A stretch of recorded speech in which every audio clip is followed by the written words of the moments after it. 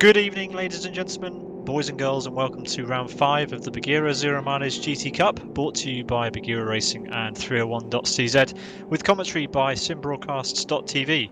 I'm Peter Butcher, and I'm joined tonight in the commentary box by Jack Eyre and Chris Ford. Good evening, gentlemen. Hello there. How are we all? Evening.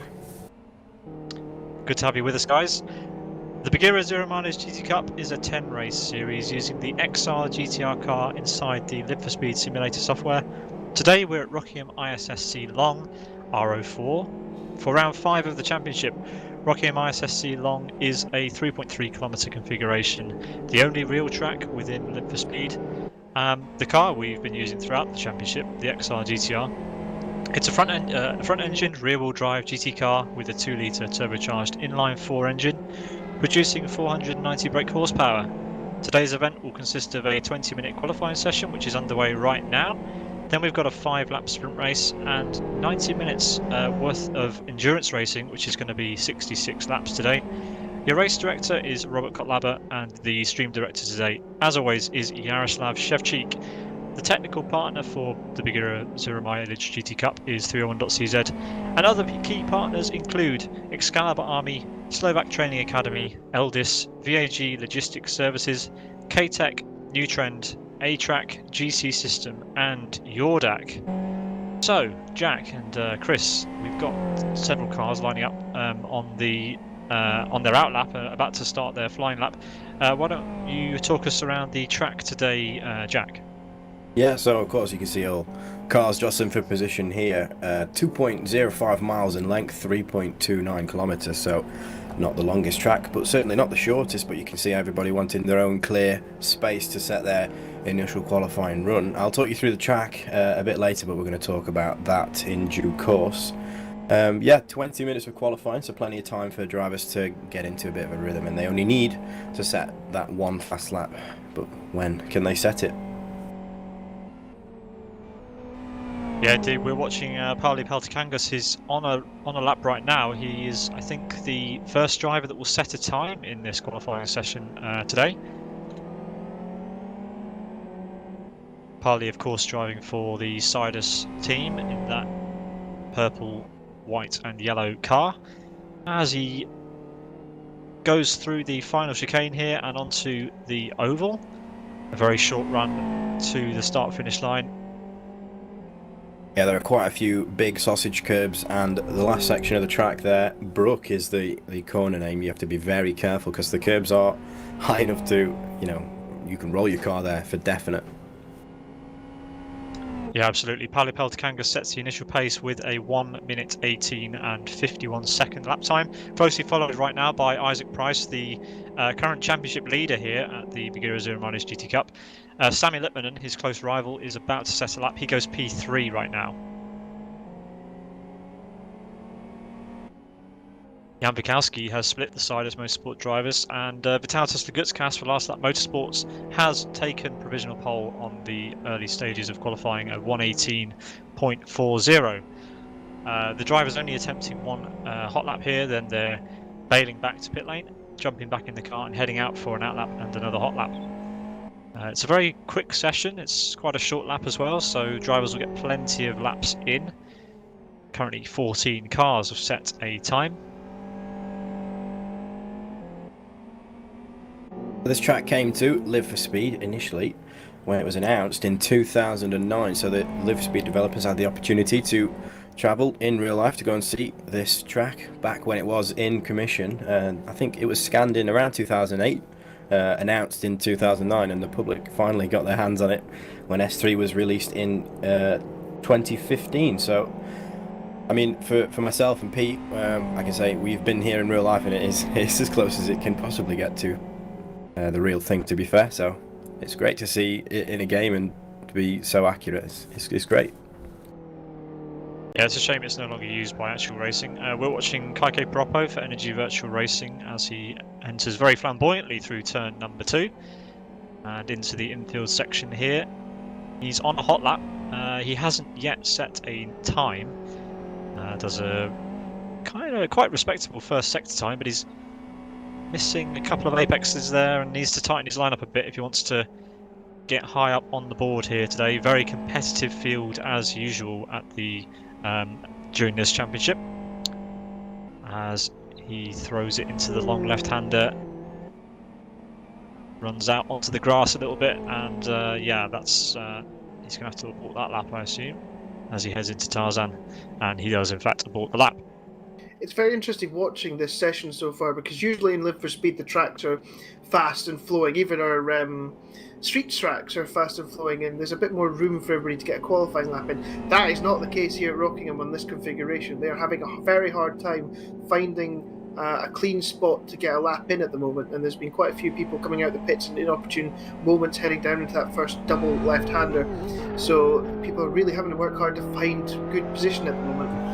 Yeah, drivers should be pleased that we're at least running the International Sports Super Sports Car long layout. So we have a little bit of an extension after Piff Paff, and just before the steel straight, we go a bit further towards the back of the oval there, and we go around a corner that we'll call Kirby.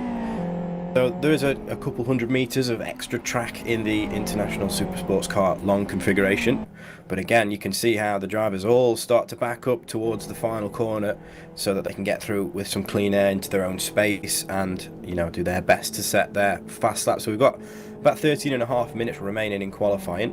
Fastest time we've seen so far, Vitautas Lagutskás, a 1:18.40. Now that's not as close to the times we saw in practice that I would have thought. The fastest I've seen today was by Sami Litmanen, a 1:18.21. So that could have been, you know, absolutely perfection. But it's quite hard to replicate that in a qualifying session. Obviously, the pressure's on now. Sami Litmanen in second position though, just 3/100ths of a second shy from pole position at the moment. I was going to say that he's very, very, very close, and he's just started another lap.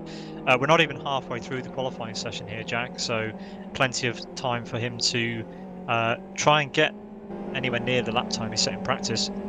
But if anyone could do it, it's Sami Litmanen.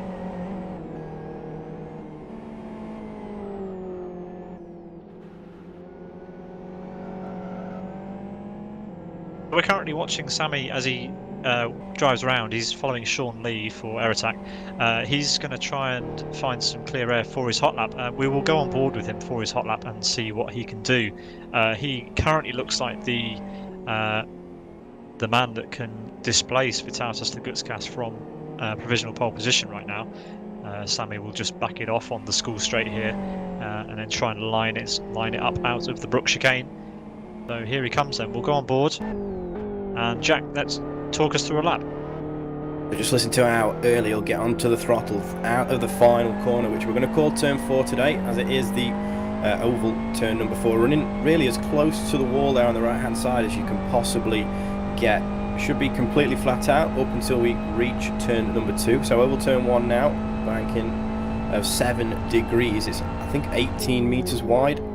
Nice straight line braking zone into the hairpin, which is Dean as late on the brakes as you possibly can, in another straight line dash to a 90-degree right of Yentwood through split number 1, a respectable time of 24.92, and you've got to be careful for the sausage curbs there on the right through Chapman Curve. This little left right left is Piff Paff and up into Kirby. Now this is the International Super Sports Car long configuration. And then this is now the steel straight, trying to carry as much speed through Gracelands as you possibly can, this left-hander here. And the track almost tries to drop away from you on the exit. You can see the AstroTurf there on the right-hand side on the way out of the corner. Drivers wanting to use all the available grip that they have. You can see through Tarzan, the right-hander hairpin, the back end of the car wants to break away from you. You've got to fight that, get the power back down, and a short blast up to Brook now. You can see this car ahead, Sean Lee on 2 wheels there. This is how high the sausage curbs are here at Rockingham, and then through turn 4 once more, again running as close to that outside wall as you possibly can, and you're trying to grab every piece of you know, tarmac you can in order to set the fastest lap, and Sami Litmanen does just that. Goes fastest by quite a margin, a 1:18.12. Now that's the fastest lap that I've seen from anybody today, and that bests his lap in practice too. So he's just shy of 3/10 clear from P2 now. Sami Litmanen comfortably in pole position.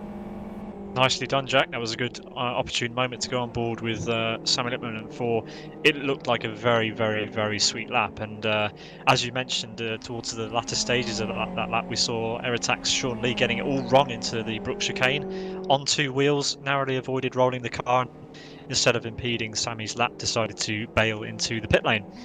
There's a lot of things that can go wrong in order for your car to be up on two wheels. Of course, it's not just the amount of steering lock, it's when you brake, when you turn in, when you get on the power.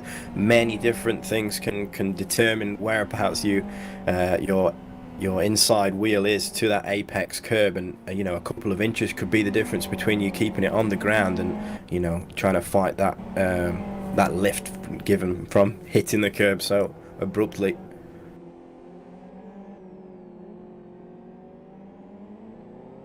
So down in P2 right now, it's Vitalis Lugutskas for Last Lap Motorsports as he's winding up for another attempt. He's just been displaced actually down to third place. It's a Sidus 1-2 right now. Sammy Lippmanen just ahead of his teammate Pauli Peltigangas, and just over 2 tenths separating first and second place right now as Lugutskas starts another flying lap with 8 minutes left in the session. Lugutskas nice and late on the brakes into Dean, just there using again all the herb on the outside.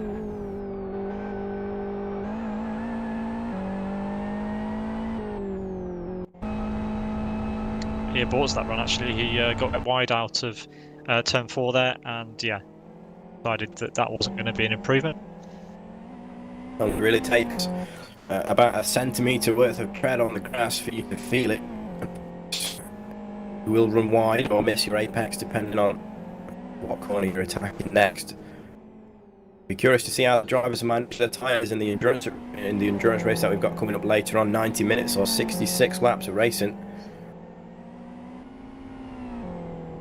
Yeah, it's such an intense track. The only sort of respite you have is on the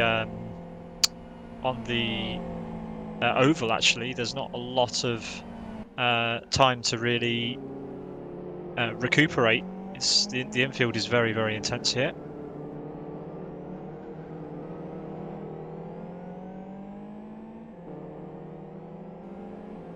We're watching Vit Salomon. He's currently down in 22nd place. He's on the infield. He's on a hot lap. He's got a little bit of traffic. He's got Master Race Cars Michael Malek who gets out of the way, and there's a spinning car there. That's not sure who that was. Yeah, entering the long section of the ISSC long configuration and up to Gracelands once again. Plenty of commitment on entry. A little bit sideways on the exit. Heavy on the brakes for Tarzan.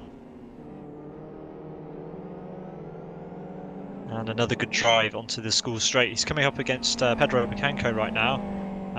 Pedro shouldn't get in the way as we exit onto the oval. Let's see if this is an improvement for Vit. He clobbers the first apex a little bit. Bit of slide on the exit again. Not the best exit onto the oval.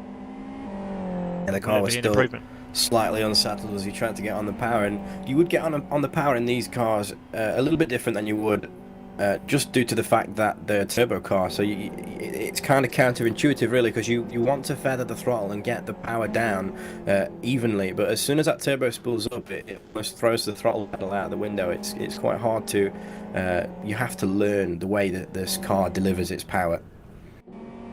Yeah, it's a very tricky car to learn, especially with the huge turbo and the amount that it affects the lap time. We're watching Sean Lee. He's been a little bit unfortunate in this session so far from what we can tell, but he's just outside the top 10, currently sitting P11, just behind Race Green's Daniel Barr. He's on an out lap, so he'll just be trying to find space, and with 5 minutes remaining in qualifying, he is running out of time if he wants to try and improve. Currently the order of qualifying looks like this: Sammy Lippmanen on provisional pole, then it's Pauli Peltigangas, his teammate in P2, Vitalis Lugutskas for Last Lap Motorsports in P3, Isaac Price, the current championship leader, Buggyra Zero Mileage GT Cup in P number 5, just outdone there by Jan Pikowski actually, who's on P4. Then it's Kabor in P6 for Sidus, just beaten once again by Pikanko, who slots into P6 now. Yoni Katila, P8, Nico Pantola, Genuine Racing P9, and Levente Toth now rounds out the top 10.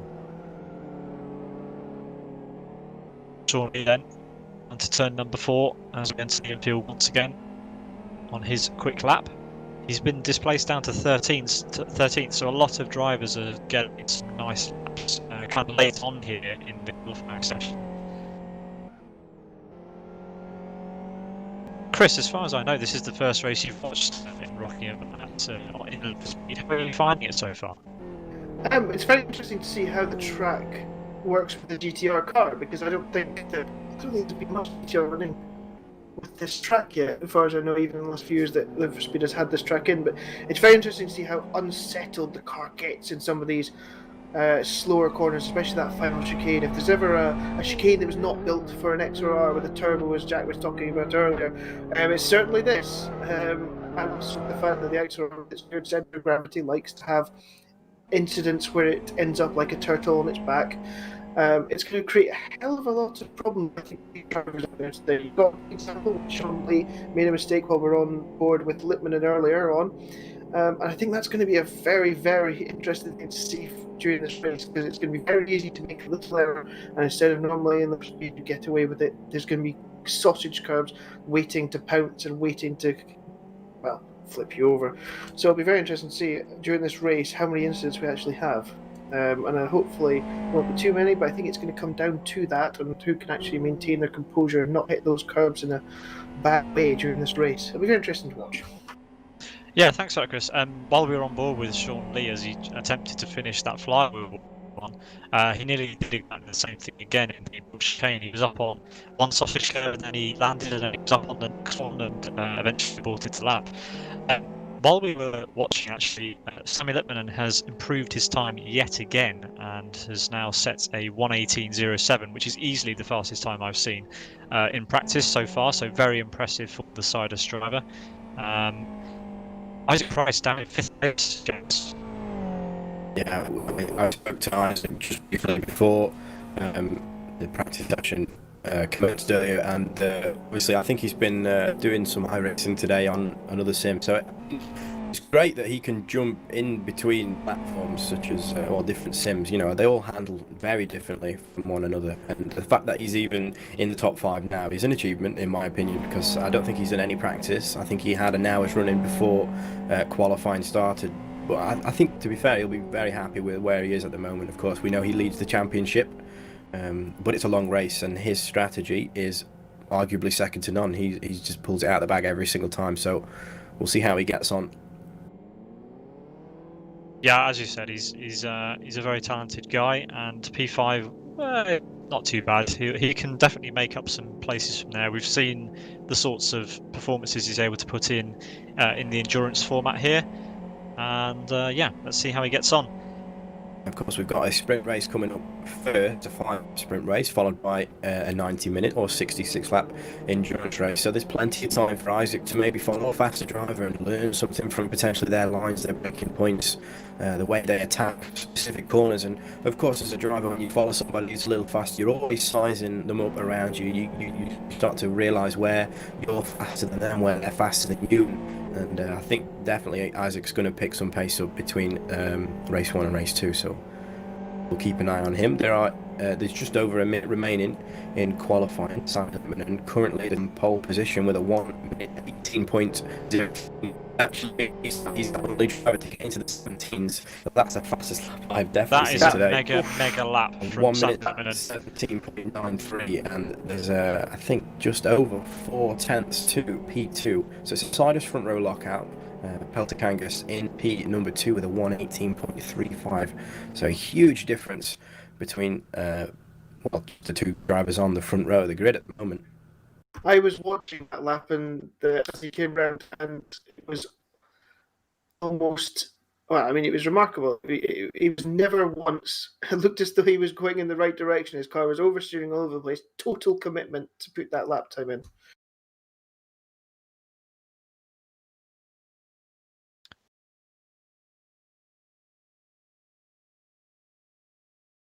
So we're just coming to the end of qualifying.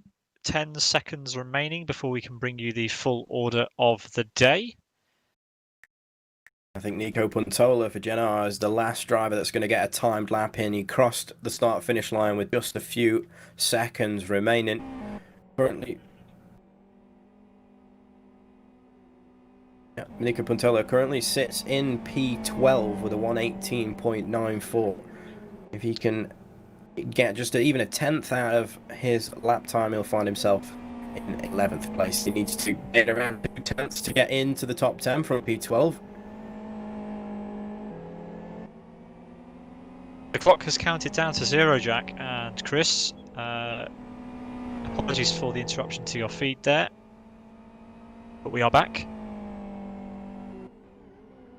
Sami Littman currently sets the pace in this session, and let's see if anybody's able to beat it. Isaac Price is on a lap. He's like you said, he's going to be one of the last cars to cross the start-finish line. Can he improve? I do note that World Class Lions' Yoni Katila has, in fact, managed to get ahead of Isaac Price, displacing him. And here comes Isaac. And what a lap! What a lap in the dying stages by Isaac Price. P2 currently. That is a lap that the last sector of that again was beautiful to watch. He was a little bit down in the second sector, but the final sector really pulled out, and that's why Isaac Price gone second. Great lap. Yeah, a stunning lap there from Isaac Price, and that rounds out our qualifying session here today. That was exciting. 25 drivers have set a lap time. We do believe that there'll be a couple more joining us for the first race. Sorry. But yeah, we'll quickly run you down the order. So beside us with the pole position, Sami Littmanen with a 117.93. Then it's Isaac Price with that stunning last lap, moving him up from P6 to P2 in the dying stages. Then it's Pauli Peltokangas for Sidus in P3. Jan Bukowski for Conquest Racing in P4. Last Lap Motorsports Vitasos Lagutskas in P5. World Class Lions Yoni Katila in P6. Then we've got Pedro Bicanco for Roda Preza Racing in P7. Energy Virtual Racing's Kaike Paroppo P8. Levente Toth P9. Sidus Gabor in P10. So just outside the top 10 then for Race Green Autosports, Daniel Balla. Genuine Racing's Nico Puntola in P12. T-Rent Racing's David Godge in P13. Aerotax Sean Lee, who didn't really seem to be able to get a lap hooked together. He seemed to be on two wheels for most of that session that we saw. He's in P14. Born to Race Henry Vertinen in P15. World Class Lions Jari Katila in P16. Master Race Cars Michael Malak in P17. Then we've got Vincent in P18, Jeff and Jacob for Race Green in P19, Yaroslav Donalik in P20. Race Green Autosports, Ronnie Krompus in P21, Vit Salomon in P22,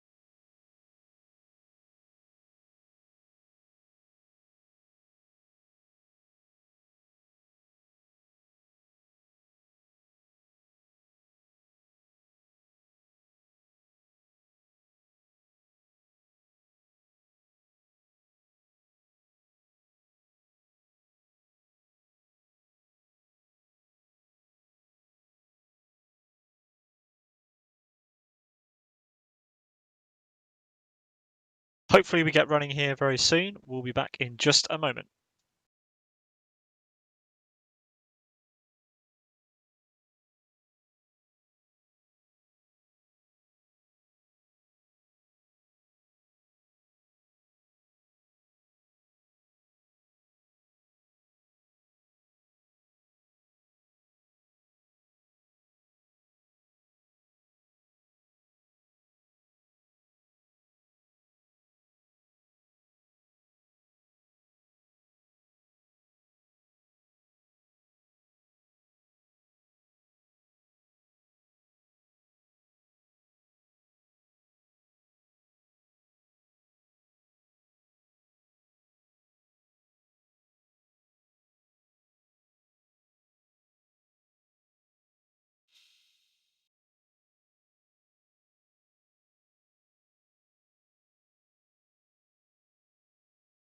Welcome back to our coverage here of the fifth round of the Buggyra Zero Mileage GT Cup. We're about to get going for the 5-lap sprint race. I'm joined once again by Jack Eyre and Chris in the commentary box. We've got Sammy Lipman on pole for this one after a very exciting qualifying session that we just witnessed. Isaac Price jumping up into P2 at the very last moment. The driver's just doing another test start before we get going for the start of the sprint race. Chris and Jack, what can we expect from race 1 here on this tight and twisty Rockingham ISSC long configuration? Well, of Very course. close. I was going to say very close and frenetic accent. Very close racing and frenetic racing because it's so tight. Sorry, Jack, jumped in. No, I think I was just going to reiterate that we're going to see quite different driving styles and maybe even car setups to what we're going to see in the endurance race. And of course, with the we could call it a random grid order for the next race, because of course it's determined by down to the 1,000th of whether the up to the top 19 get reversed. So it's not as though the driver can do a tactical lift on the last lap in order to cross the line at a certain point and guarantee that he wouldn't lose as many positions if he would otherwise. So of course, again, even though it is calculated by the race time, it's down to the 1,000th. It's not anything really that nobody can they can't really control that. No, it is completely random. However, this first time commentator would love to see 19 car reverse. Let's keep that in mind, boys and girls, as we go live. You can see the cars all lined up on the grid now, waiting for the lights to illuminate and then go out. And we've got 5 laps of Rockingham International Super Sports Car Long coming your way. Thank you, gents. We've got 2 lights on. Here comes the green. We are away for a 5-lap sprint race here at Rockingham International Sports Car Circuit Long. And Sammy Lipman immediately under pressure by Isaac Price down into turn number 1. Sammy on the inside in the purple and white XRR, Isaac Price in the red XRR trying to go round the outside. In the background there, Levente Toth is currently backwards right at the apex of Dean Corner there. A couple cars involved in there. Meanwhile, back the front, we have Isaac Price under pressure from Jan Wikowski as we head into the infield for the first time. It's all getting very close as we head through Piffpaff and onto Outer Brook. We're now through Gracelands, the left-hander. The track almost drops away from you a little bit towards the outside, but Sammy Lipman a 0.8 second lead already. Of course, drivers' setups will scale for the short race. The tyres will be up to temperature, arguably a lot sooner than they would be in the endurance race, but Sammy Lipman almost a second out from Isaac Price, who retains second position into Brook for the first time. This is where all the high curbs are. Keep an eye on the back of the shot just in case we see somebody attacking those. And then it's early on the power out through turn number 4, oval turn number 4, right up against the wall. And Sammy Lipman, and his lead now increases from 0.8 to 0.97. Sorry to interrupt there, Jack. We've got Lagutskas on the outside of Pauli Peltikangas. He thinks better of it. Pauli going very defensive. Lagutskas trying to take the long way round later on the brakes, but it's awfully difficult to go around the outside there, and yeah, Pauli slots in front. Millimetres away from contact there. It just wasn't quite enough of a gap to go around the outside, but that was good racing. He's got another run here. There's no way through into these tight infield section corners. He's going to have to wait again, you'd imagine, for the start-finish straight. Sammy Lippinen already with a 2-second gap ahead of Isaac Price. Isaac Price under pressure by Jan Wikowski, as we are used to seeing in this series. And yeah, Isaac is opening up a little bit of a gap on the infield right now. And yeah, needs to keep that gap there for the remaining 4 laps. Yeah, so these infield sections are where you'd load the car up the most, to be fair, and it's quite narrow, so it's very easy for the driver behind to be you know, hindered by the draft and the aero effect, the aero drop that you get from following quite closely in the infield section. But Jan Bukowski's best option to get in front of Isaac Price is to get the best run he can out of oval turn 4. Hug that wall on the right, tuck into Isaac's slipstream. We'll see him get slightly closer, but the gap at the line, 0.6 of a second, as Sami Lippinen in P1 extends his lead and sets the fastest lap of the race so far. Jan Bukowski just a bit too far back from Isaac Price, but who's going to be later on the brakes into Dean? Side by side, Lugutskas and Yannick Tiller, and Lugutskas retains P5 for now. Just see with the Lugutskas getting on the power just that bit early out of Dean, he carried so much momentum forward and through into Yentwood now, through the right-hander of Chapman Curb and into the left-right of Piff Path before we enter Kirby for lap 3 of 6. You can see Lugutskas all over the back of Peltakangas now for Sidus. Slightly wide was Lugutskas, the back end trying to just get away from him now down the steel straight into Gracelands, down the hill through split number 2. The gap is 0.24 of a second, so Lugutskas very, very close now to the back of the Sidus car. This is for 4th position. And this is where the track gets really narrowed down. School straight into Brook. The huge sausage curbs can have a massive impact on your race. You've got to make sure that you hit them absolutely perfect if you're going to hit them at all. You can just see Lugutskas carried a little bit too much lock into the final left-hander and out of Brook onto oval turn 4, and the inside front left was lifted off the floor, and that's given Joni Katilla the run that he needs to get up into 5th position as he sets a personal best lap. Yeah, can Lugutskas have a run back on the run down to the Dean hairpin? It doesn't look like it. He's going to try and do the cutback, but can't get the power down. He's too squirrely on the rear end, and yeah, Joni, good move up to P5. And Joni closes up to the back of Peltakangas now as Peltakangas slightly drops further away from Jan Bukowski and Isaac Price just ahead of him. 2.5 seconds from 3rd to 4th position. 5 almost to the lead from P4 is what you're currently seeing on screen if we look towards the back of the grid now. Yeah, we're watching Pedro Bacanco for Road Appraiser Racing. He's following Daniel Balla and Gabor very closely. And it looks like Nico Patola's about to size up Sean Lee. He's going for a move on the inside at Graceland. Sean Lee on the outside in the yellow and black car, and what a move there up the inside by Nico Patola. Sean Lee coming back at him though into the Tarzan hairpin. They make contact and Sean gets his car where it needs to be and forces the position. A little bit of a flash of the hazards there, maybe an apology.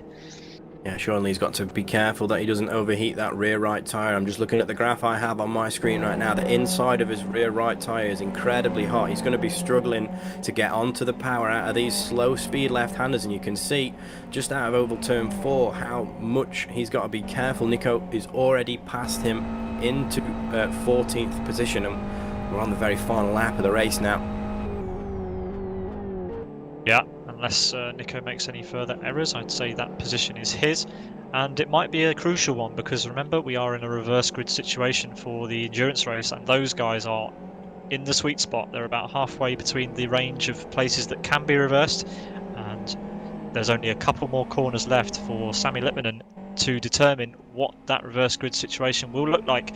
They've all spread out a little bit at the head of the field. It's very impressive the gap that Sami's made over Isaac in just 5 laps, as Sami for the final time in race number 1 heads onto the school straight, brakes hard for the Brook hairpin, feeds his car through the big sausage curbs and onto the oval, and yeah, Sami Lippinen, very comfortable win here in race number 1. He crosses the line. Best lap of a 1:18.96 from him. As we look just back at the battle for 5th position, Yoni Katila comes out on top of that. I think that's about just a second away from Lagutz and Kaike Piroppo in 6th and 7th respectively, so very close towards the end. Like you said, Pete, the top 4 seemed to spread out just a little bit, and then there was a gaggle of 3 cars all fighting over for the last position, the top 5 there.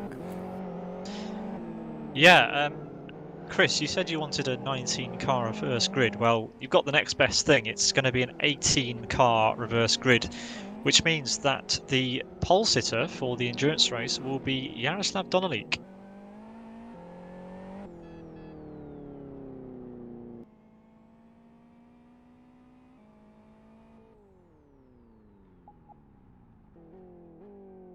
So well done to the Sidus team for locking out the pole position and the front row in the sprint race. Sammy Littmanen with a great win over Isaac Price. Then it's Jan Bukowski in P3, Paulie Peltikangas for Sidus in P4.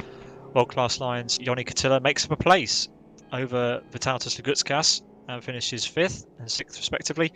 Kaike Piroppo for Energy Virtual Racing in P number 7. Then it's David Godge for Teamwork Racing in P8. Gabor P9, Daniel Balla in P10, Pedro Picanco P11, Michael Malek from Master Race Car in P12. Born to Races Henry Vertonen in P13. Then it's Genuine Racing's Nika Pantola in P14. Sean Lee for Air Attack in P15. Race Green Autosports Ronnie Krompus in P16. Yari Katila P17. Jaroslav Donolik in P18. Air Attack's Ali Reza Ibrahimian in P19. A late joiner actually, didn't compete in quali and managed to finish in P19. Unlucky for him, he will start P19 and the car ahead of him, Jaroslav Donolik, will start in pole position for the endurance race. That's just the way the luck of the dice were here today. Levente Toth rounds out the top 20.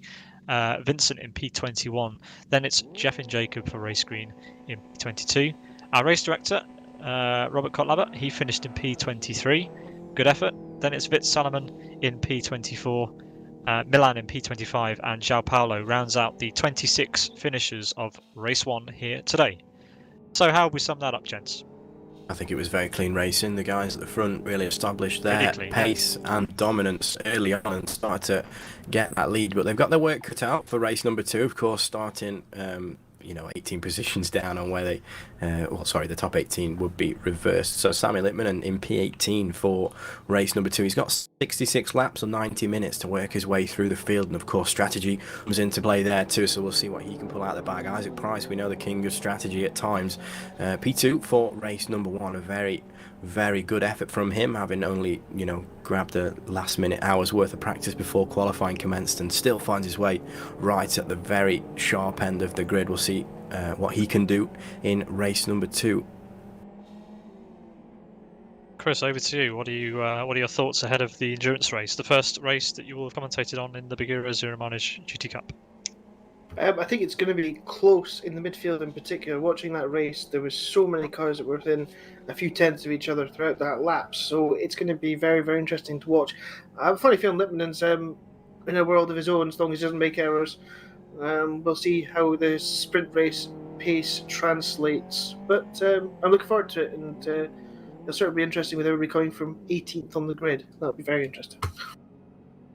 Certainly will be. It's bound to be a cracker as usual. Don't go anywhere, guys. We will be back in around about 13 minutes for the start of the endurance race at round 5 of the Buggyra Zero Mileage GT Cup. Do not go anywhere.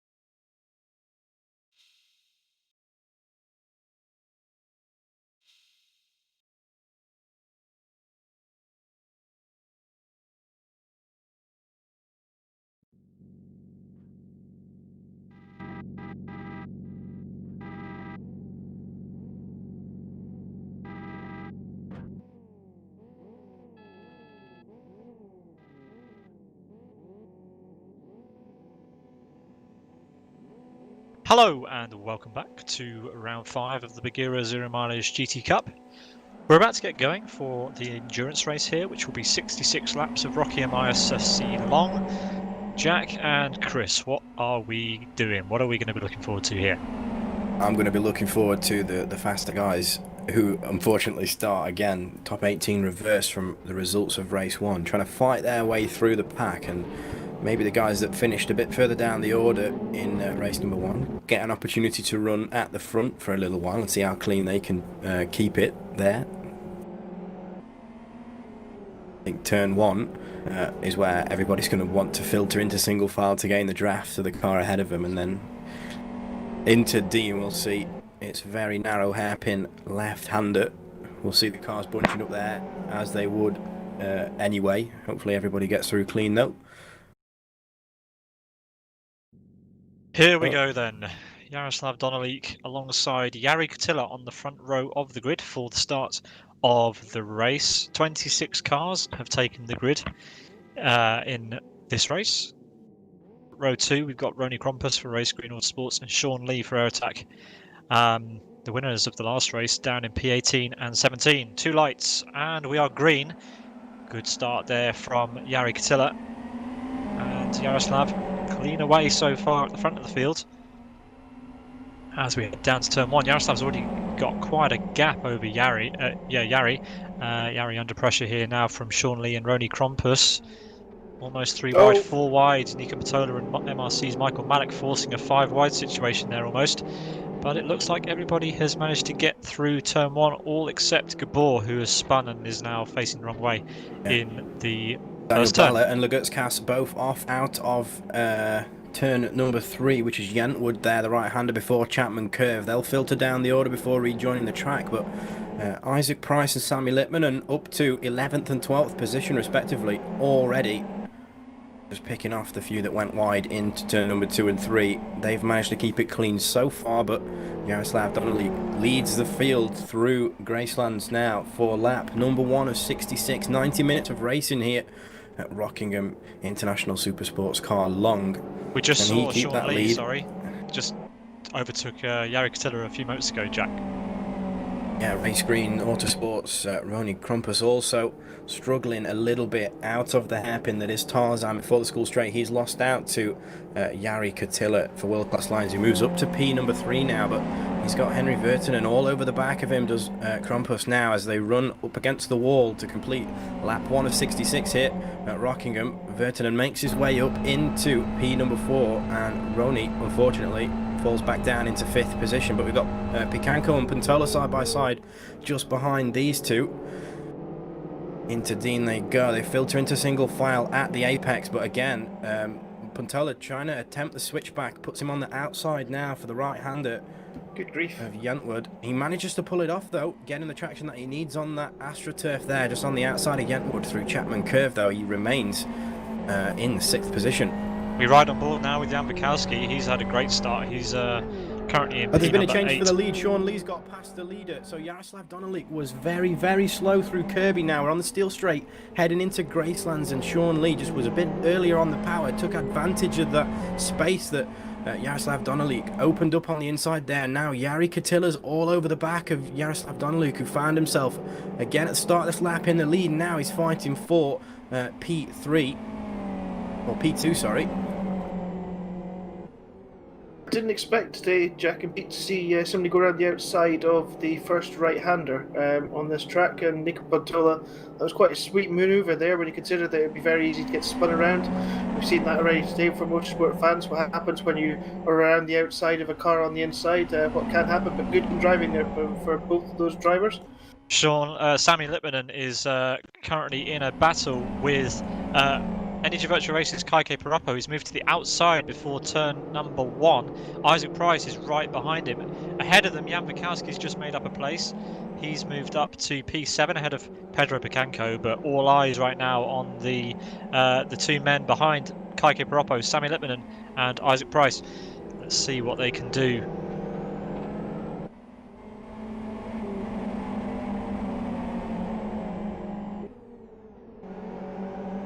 It's all very congested in the midfield there, isn't it? It is. Everybody's still trying to get into that rhythm, settle down, get the tyres up to temperature and start hitting their marks, but it's quite hard to do that in the infield section. Of course, these huge rear wings on the back of these XRR cars punch a massive hole in the air, and you can, of course, gain from following on a straight, but are hindered through the corners. As I think there's a little contact between Nico Puntola and Krampus there for Race Green Autosport. He filters down into 7th position, so Jan Bukowski and Nico Puntola all filtering through. Again, still very, very close. Isaac Price has a little bit of a run on Paroppo as Paroppo gets a little bit unsteady on the way out. Over to oval turn 4 now. They're going to be side by side now. I think Isaac's going to do a little bit of a tactical lift to try and get into that slipstream, but look at Lippmann and 3 wide behind the 2 now. So Paroppo brakes pretty late. Isaac's still holding it around the outside, but Paroppo's struggling again to get it on the power. I don't know if it's maybe his tyre temperature, the differential settings that he has, but Isaac has moved up into P number 9 now. So inside the top 10 is Isaac Price and Sammy Lippmann, and just outside behind Kaike Paroppo. That all started with Isaac making a move on Lippmann into that tight, twisty chicane at the end of the lap. He made a muscly move to get past his main rival for this race on pace. And it was very interesting to see the cars can actually go through there two abreast without making contact with the sausage car. Good driving in from those two, but now Price has put a car between himself and Lippmann. Vertinen and Jaroslav Donnelly could still side by side in the battle for P2 through Tarzan now. They run down the school straight into Brook for the 4th time, and Nico Puntola brakes later than Jaroslav Donnelly and makes a move around the outside from a couple car lengths back at the braking zone. A fantastic move. Nico finds himself up in the podium positions now. That was amazing. Donnelly, unfortunately, again falling back. When was it Henry Vertinen got past and Donnelly had to jab on the anchors, that caused a massive domino effect down the grid, all the way down to Isaac Price and Sammy Lippmann, and now Isaac's got ahead of Ronnie Krampus as well. Sammy's trying to force his way through on these guys, and he does make it through Ronnie Krampus at the last minute, and now Pauli Peltikangas will be trying to get past the race green machine as well. But both Isaac Price and Sammy Lippmann are now inside the top 10 with only 4 laps gone. We actually have our first roller on the sausage curves. Paolo has rolled on the previous lap. He is our first retirement on the sausage curves today. I think Paolo's been having a few issues in the opening stage of this race. I saw him out wide on the gravel just outside Gracelands just a few laps ago, and he lost about 3/4 of a lap to everybody else on the field just from trying to recover that car onto the tarmac. He's obviously fell victim to the huge curbs here at Chapman Curve in Yentwood and finds himself out of the race. Jan Bukowski is making a move for P number 3. He is alongside Jaroslav Donnelly and makes the move stick as we exit onto the oval once again. Great move there by Jan Bukowski. Jaroslav with a good run, actually, it has to be said, but will it be enough to get back past before turn number 1? The Conquest Racing driver there of Jan Bukowski going very, very defensive, but will it be enough? Let's see. I think we've also got Isaac Price and Jari Katila side by side, so there's a huge cluster of cars here. Back to Sammy Lippmann as Sammy Lippmann sweeps around the outside of Kaike Paroppo up to P8 already. Sorry, P9. Peltikangas just on the back of Paroppo there. Sammy Lippmann's side as teammate as Sammy Lippmann sends it up the inside of Jari Katila. It's a very narrow part of the track here through Piff Path and now up into Kirby, the double left-hander before we enter the steel straight, and Paroppo has been sent by Peltikangas, who's now finds himself on the inside of Jari Katila for the left-hander of Gracelands now. The Gutscast wants to get stuck in on this too. Peltikangas not with the greatest exit out of Gracelands there. Now we head down the short straight before Tarzan. Unfortunately, we see a stationary car there over to the left. I believe that's Vincent. He's been there for about half a lap. Those slick tyres not able to give him the traction he needs to get out of the 3 gravel. wide on the school straight, Jack, Oh my nearly. goodness. The Gutscast pulls out of that at the last minute, and probably wise. We've got Kaike Paroppo and Jari Katila still side by side, and this has just let Sammy Lippmann get away from these guys. The Gutscast must be kicking himself. He just wants to get past these two and up with Isaac and Sammy as soon as possible, but Yep. Keep an eye on Sammy Lippman and Isaac Price. So Sammy is closing up to the back of Isaac Price, and he wants to take 7th position away from the man who finished second in race number 1, as Pikanko and Yaroslav Donnelly get very close together at the apex there of Dean now. Isaac Price again all over the back of Yaroslav Donnelly. He just seems to be able to carry his momentum forward, and to come from so far back and be in 7th position already on lap 7 is brilliant. And Yaroslav Donnelly, you can see, just missed the apex there, the initial right-hander of Chapman Curve now. Through Piff Paff and Sammy Lippman, and it's all over the back of Isaac Price because he's having to adjust his line, lift off a little bit as to not run into the car ahead of him, but that's going to put him again under pressure from the Sidus car in 8th position. We've got a monumental battle unfolding here today at Rockingham. We're only on lap 7. I think you could describe this so far as frantic. Yeah, frantic. Lap 1, there's just nowhere for these cars to go. There's nowhere for them to stretch their legs. They're all together, and with the quicker cars in inverted commas coming through, this is just how this race is going to be. I think for the majority of it, this is crazy at some points. Some very impressive driving to not have any incidents so far. Yeah, Isaac will be glad that coming out of Brook through Oval Turn 4, he's got a car ahead of him to potentially use to leapfrog and But gain Sammy a bit of Lippman's draft. got to run. He has indeed, as Sammy Lippman pulls to the left-hand side. Isaac not only has to lose out a little bit of Yaroslav's draft, he's also got to take the long way around turn number 1, as we're 3 wide into the braking zone. He doesn't go into 1 though. Yaroslav just maybe didn't account for the fact that they were 3 wide. Slight contact, but nothing to worry about. Unfortunately, Yaroslav down in P number 8 now, as Isaac Price and Sammy Lippman move and switch positions while they're at it. Oh, Yaroslav goes off. He's into the grass, luckily missing out on getting into the gravel. He's able to rejoin, but he's lost a bunch of positions now. Kaike Paropo, Krampus go through. He's down in 15th position. The Gutskas has managed to hook onto the back of Pauli Peltikangas, the other Sidus driver that's currently inside the top 10, along with Sammy Lippman. Gabor, the other Sidus driver, had that incident on the first lap and is way down at the back right now, but oof, the Gutskas almost runs into the back of Pauli there. As we run once again onto the school straight. Sean Lee still leading this race. So they've caught up to Price, because while we were looking at other battles, Price almost rolled his car and ended up on the grass. He was up on 2 wheels. He was very, very close after Lippman passed him into ending his race, and he ended up having to board out and go on the grass. And I think he's caused a little bit of damage to his car, but nothing too bad for him just now. He's just dropped quite a considerable distance as Lippman and immediately sets the pace. He overtook 2 cars in 1 there, and he does the fastest lap of the race at the same time. That is the pace he has in that car today. Sammy Lippman definitely showing his strength, so we'll wonder if that lap will get beaten as he continues to find himself in a little bit of clear air as he approaches the back of Henry Virtanen and Pedro Picanco there, both in a little bit of a scrap right now for P number 4. How long is it going to take Sammy Lippman to catch up to the back of these? Isaac's dropped 2 seconds now to Sammy Lippman. Sammy's already there. He's already on the back of Henry. Yeah, you can just see how much more speed he was able to carry through the double apex left-hander of Kirby now. We're running on board now with Sammy Lippman, and as he takes left-hander of Gracelands through split number 2, he's already, I think he's committed to the move, of course. He's going to send one up the inside of Tarzan, but if Henry can get on the power on the outside, it looks like he's struggling for traction there. I could see a little bit of opposite lock as he tries to get the rear in check. Sammy Lippman and takes 5th position away from Henry Virtanen. How close can he get to Pedro Picanco through the tight, twisty sections of Brook now? He seems to be able to get on the power very, very early. Use the bit of turbo lag almost to his advantage when he steers out of the corner in these XRRs and across the line. It's not a PB, but it's a very, very fast. And there's under 6 seconds now from Sean Lee in the lead back to Sammy Lippman and in There's P5, been a change so for the lead, in fact, Jack, as Nico Pasola's just swung round the outside of Sean Lee. So while these two are battling, gents, the others are going to be catching up. Watch out, because Nico's probably about to roll.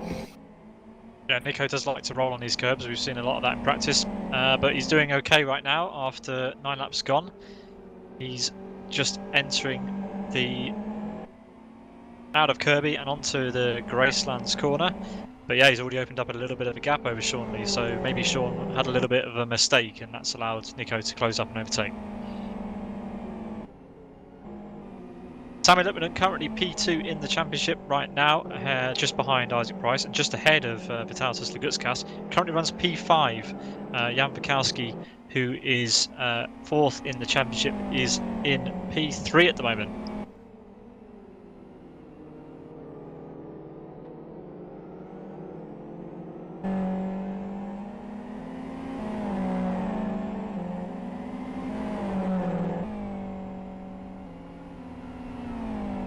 We're on to lap 11 here then, and we are watching Sami Lipmanen as he closes down on the road appraiser driver of Pedro Picanco. There won't be a move on into turn 1 surely, but Sami, look how much he closes up on the brakes and gets a good exit as well, so that gap comes down even further.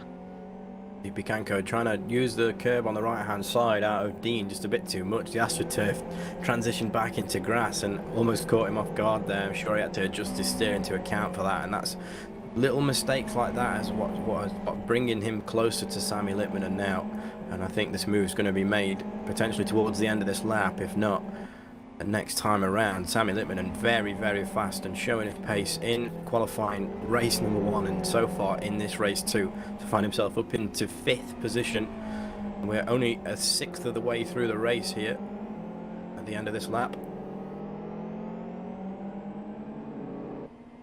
Isaac Price has gone past Henry Virtanen, so it was kind of a coin toss. It's not over yet, though. Oh, it's not over, no. It's a coin toss between coin toss between these two battles, and yeah, Isaac does in fact make that move stick, and Pauli Peltokangas is around through the outside as well. there. Yeah, brilliant there. Virtanen just maybe jumped on the brakes a little bit too early. Isaac was able to overlap around the outside, and Peltokangas was able to follow Isaac initially and get the apex for the second right-hander of Brook now. And Henry Virtanen, it just goes from bad to worse because he's unfortunately struggled getting on the power out of Brook into oval turn 4, and he's side by side with Vitalijs Lagutskas now at the apex of Dean. Maybe Virtanen can take note of the faster drivers ahead of him and see if he can extract any more performance out of his car. Of course, that will benefit him later on in the race. We know everybody here will be attempting at least one pit stop. We just don't know when. We just caught on camera there contact between David Godge and Ronnie Krompus. There was a good move down into turn number 2 by those two, but then it ended in disaster, unfortunately. Back to the front, guys. So Pedro Picanco in 4th position again under quite a bit of pressure from Sami Lipmanen. But up into P number 2 now, Sean Lee, after being initially in P1, after taking the lead away on about lap number 3, he's led all the way up until Nico Puntolo got close. Now he's under tremendous pressure from Jan Bukowski in P number 3, and I think there's going to be a move here. You can see how much overspeed Jan Bukowski has. There's contact between the two, rubbing doors as Jan Bukowski goes incredibly deep into Dean. Yeah, he got a bad exit as well. Yeah, it's all about the power now as Sean Lee tries to keep it on the outside. We've seen moves made here, but again, Jan Bukowski using all of the track and not being particularly courteous to Sean Lee in P number 3. Yeah, I don't know whether Sean just kind of misjudged how much room he had there, but it looked that clean, did it? We're watching Sami Lipmanen as he still tries to catch up to Pedro Picanco. Now, the gap between Pedro Picanco, Sami Lipmanen and the cars ahead has come down while Sean and Jan Bukowski were battling. But it is worth noting that Nico Pantola he's pulling out a gap. He's got a 3.5 second gap over Jan Bukowski now. I think Sami Lipmanen is still closing on Nico faster than Nico can pull away out at the front in clean air, though, because the gap was just around about 5.9 seconds. It's under 5.5 now from Sami Lipmanen in P5 to the race lead, so I think Jan is potentially dropping back. Sean Lee massively defensive driving there across the start finish line, weaving about trying to stop Pedro Picanco and the drivers behind from stealing the draft. You can see. We're on board with Sami Lipmanen here. Behind there is a battle between Lagutskas and Pauli Peltokangas. We'll keep you up to date with that. But look at this battle, 3 wide. Look at Lipmanen. And Lipmanen tries to switch back. Who's gonna? Oh, there's contact just in the braking zone before the right-hander of Jentwood now, but Sami Littmanen around Pedro Picanco. I don't think Pedro even thought that move was possible since Sami Littmanen was behind both of them at the apex of Dean. He just managed to get that power down, and you can just see he's definitely coming into his own. He clicks with this car. Unbelievable. It's incredible to see. Yeah, meanwhile, Lagutskas did get past Pauli Peltigangas. Sorry, Chris. Under no circumstances can I believe that they went into that narrow right-hander 3 wide and all came out of it without one of them at least in the gravel trap. That's well, some interesting defensive driving from Sean Lee at the moment. He is desperate to hold on to his third position. I don't think that's quite going to work out for you there, though. Sean, I think Littmanen is going to certainly come past you in a minute. But yeah, I can't believe that they all. There's a huge lock from Littmanen. The rear axle completely locking there. He did well not to go into the back of Sean Lee, but regains control of his car with a bit of opposite lock. You'll not want to do that more than once because, of course, flat spots accumulate tyre temperature, and that will take the life away. So what can Littmanen do from P number 4? You can see how fast he's closing up to the back of Sean Lee for P number 3. Sean Lee leaves the inside open, potentially looking to do a switch back or attempt to switch back, but he holds it around the outside. You'd argue that he'd be able to get on the power a little early, being on the outside line, slightly travelling faster, and the radius of the corner is slightly, the angle is ever so slightly different, so you can get on the power on the outside a bit earlier. But Sami Littmanen is just in a class of his own at this point.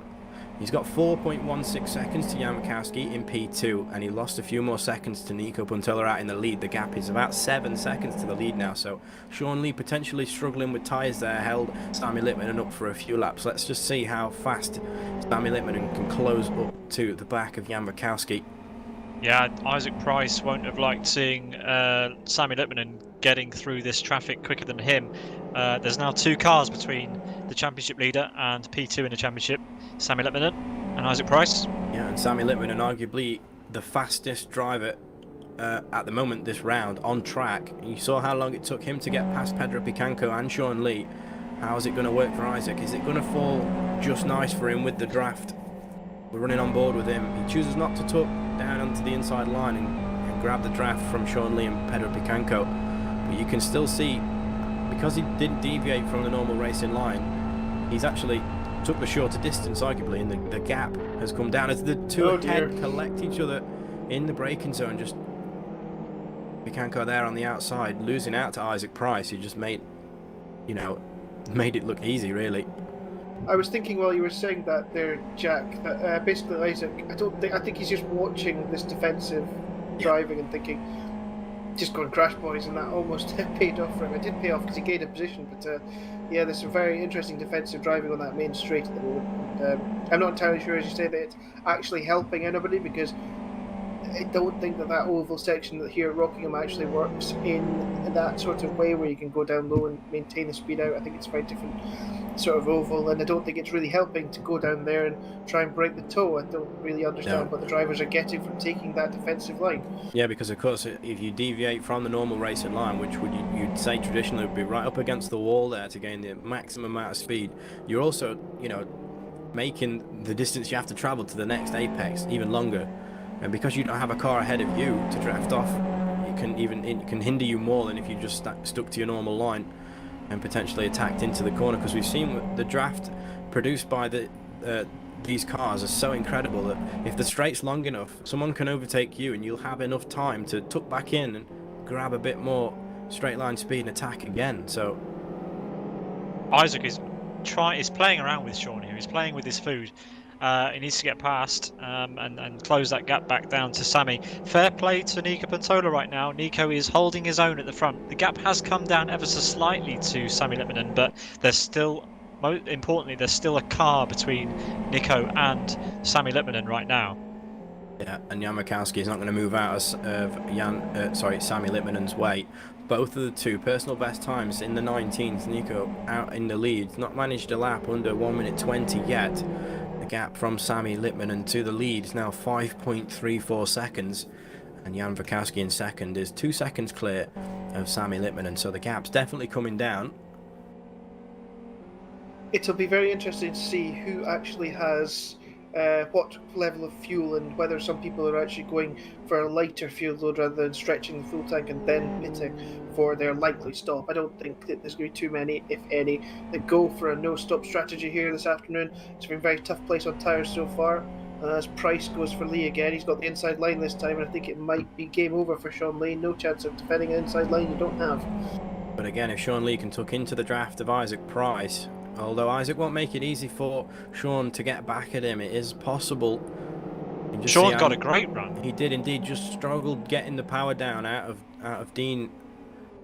You can see the little bit of a train that's starting to form behind this battle now. Isaac taking his time to get past Sean Lee, of course, thinking of the long game. But Picanco's not going anywhere. He's right behind Sean Lee too. And Vitautas Lagutskas and Peltakangas for Sidus are all catching up to the back of this 5-car train now. As we go through the double left Kirby onto Steel Straight.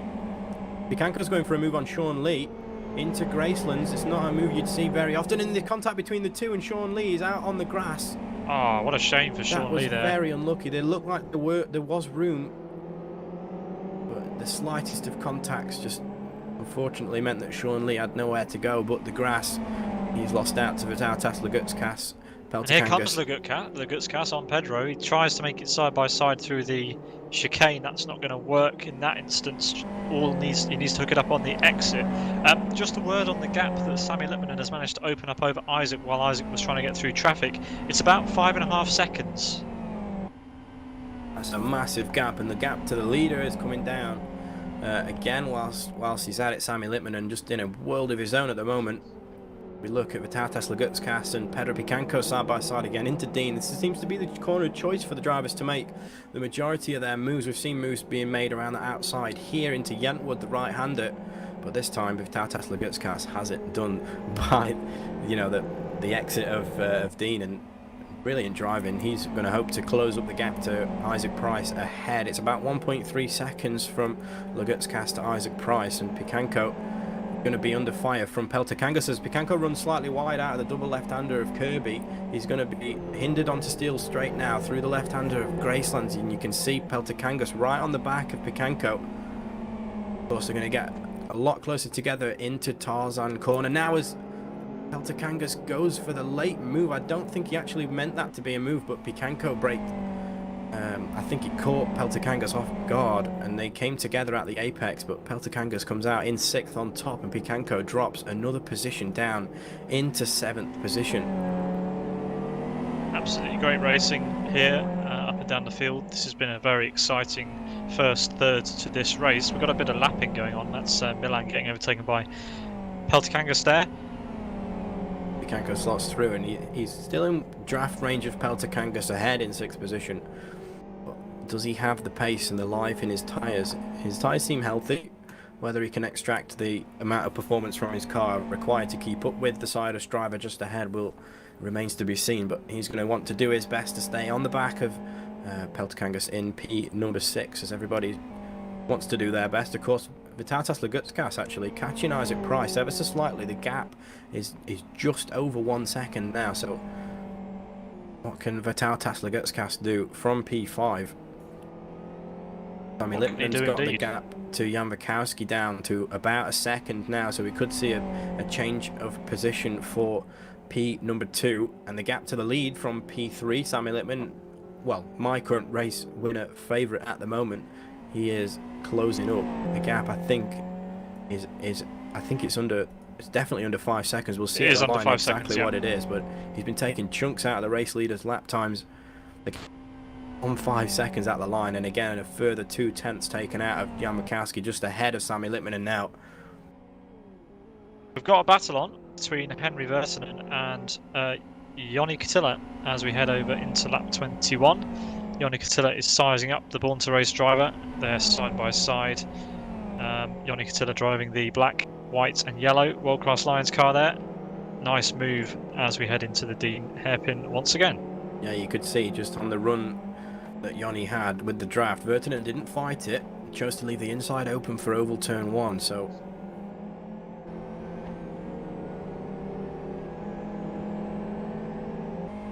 can Jari catch up to the back of Sean Lee now? Sean Lee finds himself in 8th position after leading the race for quite a handful of laps.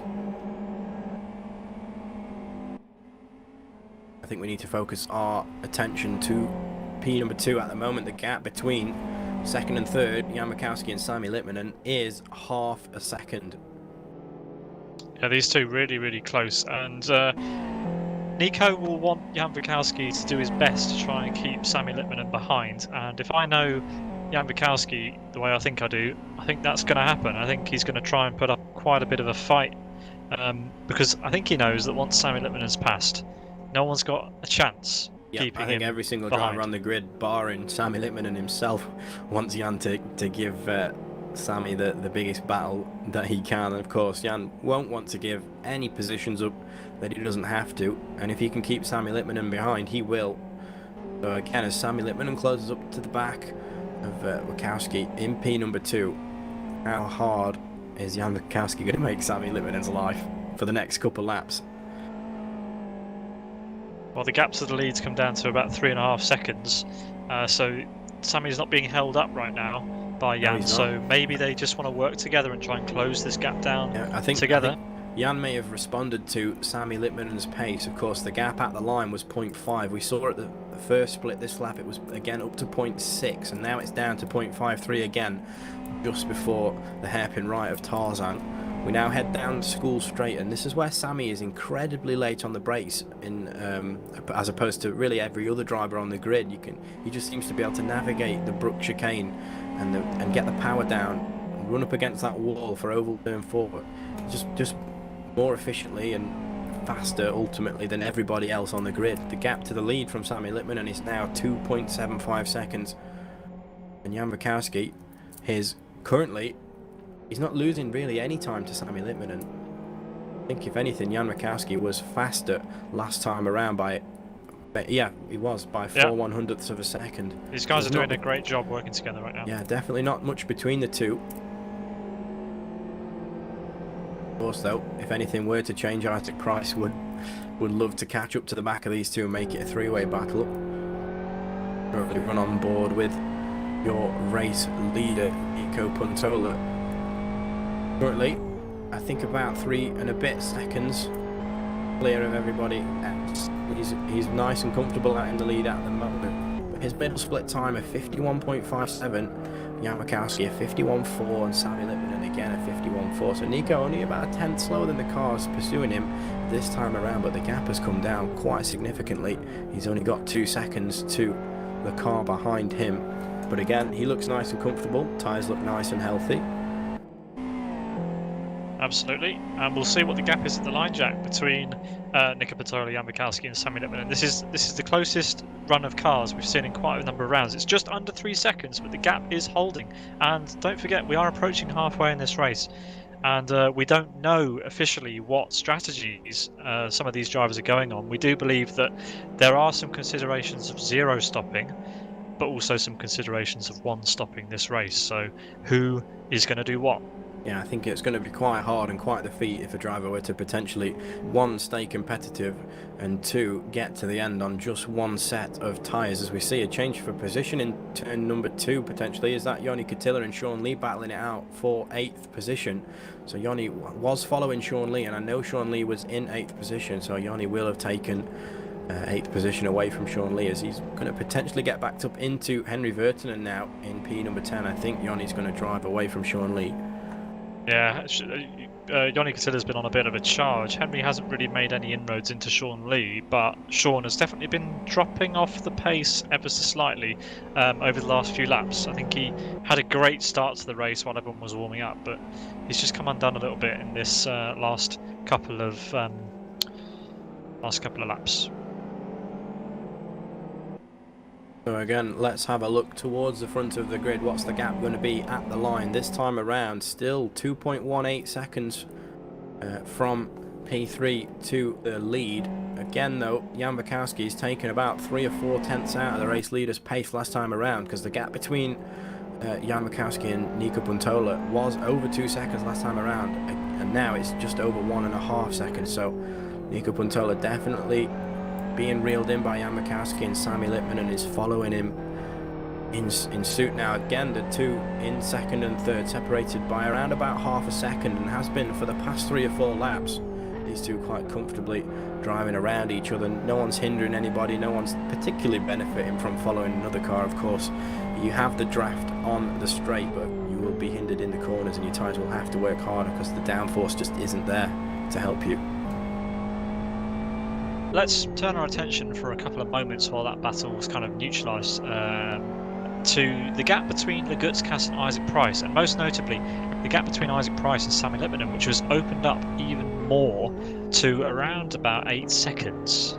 Yeah, so I think Isaac Price initially, when he got past Sean Lee, I think the gap was around about 5 seconds to Sammy Lipman, and so it's definitely surprising that the gap has come up as far as it has done. Isaac might find himself, again, like you said, Pete, under pressure from Vitautas Legutskas, who we know is very, very capable in this car, but again, so is Isaac Price. They might have a monumental battle on our hands very soon. The gap at the line, 0.63 of a second. Legutskas does the fastest lap of the race at 1:19.21. He certainly has seemed to turn the screw up in the last few laps. He's got a bit of clean air to chase down Isaac, and as you said there, Jackie is certainly a very, very competent driver in this car, as we've seen in many, many series throughout the Live Speed calendar year. It's interesting to note also that Nico Pantola, now he's falling under a little bit of pressure with his beautiful sidewinder wheel, which we still can't understand why he is so consistent with. He is looking a little bit more ragged as Wisniewski and Lippmann and catch him, and the three are now within about a second and a half as we come to the end of the lap. I think there's going to be some racing at the front again.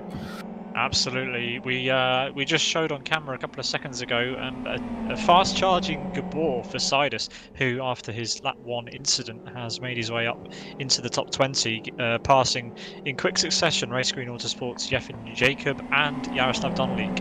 But now it really looks like Jan Bukowski is turning the screws on Nico Pantola.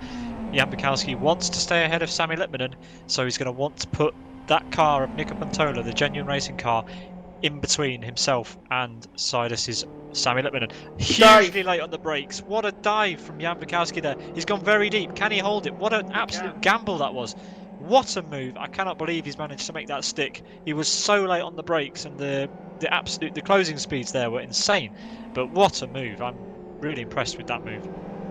Yeah, fantastic racing by the two there, but of course, like you said, Chris, you've got to be careful. If you lock your tyres up, you'll cause flat spots, and those particular areas of the tyre will want to grab every time you get on the brake pedal, and of course that accumulates into, of course, tyre wear and temperature issues.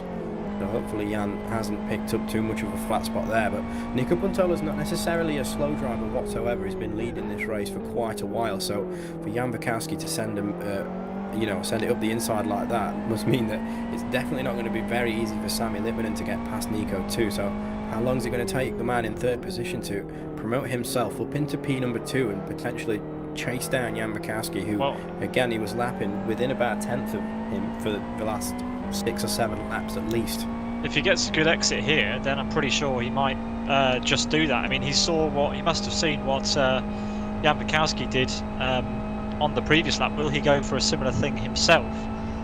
Only time will tell. No, he's a little bit more patient. I think Sammy must realise that he has the pace, and he's just going to try and bide his time to get past the genuine racing driver.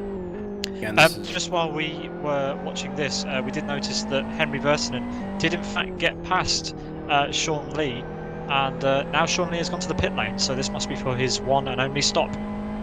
So some fresh rubber probably, and a bit of top up on fuel. He should go to the end from now. We'll again see where he is overall when everybody else makes their pit stops, but it's prime time for the pit window now if people are going to do the longest in the last part of the race. We're approaching halfway, but Vitautas Legutskas in P5 is right again up the backside of Isaac Price. 0.23 of a second separate the two at the split just before the braking zone for Tarzan Corner. We are being treated here to some exceptionally close racing, all up and down the field, but even within the top 5 we've got 2 very intense battles going on. Look at Legutskas now. He's absolutely all over the back of Isaac Price. There's going to be a move. There is indeed, but it's not over yet. Look at Isaac, wants to go up high so he can filter in behind Lagutskis and potentially attack once more into the braking zone of Dean now, turn number 2. We missed it. Sami Lipmanen up into P2.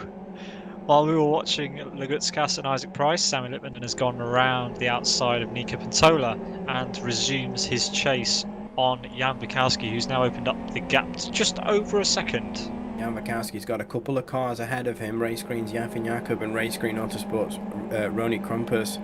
Hopefully these guys get out of the way of the race leader. They will have blue flags on their screen, of course, but you want to take the normal line into Graceland. That will have hindered Jan Bukowski. Sami Lipmanen will be catching up to the back of him now. 0.2 of a second. Yeah, he's still got Yefin Jakub to get through.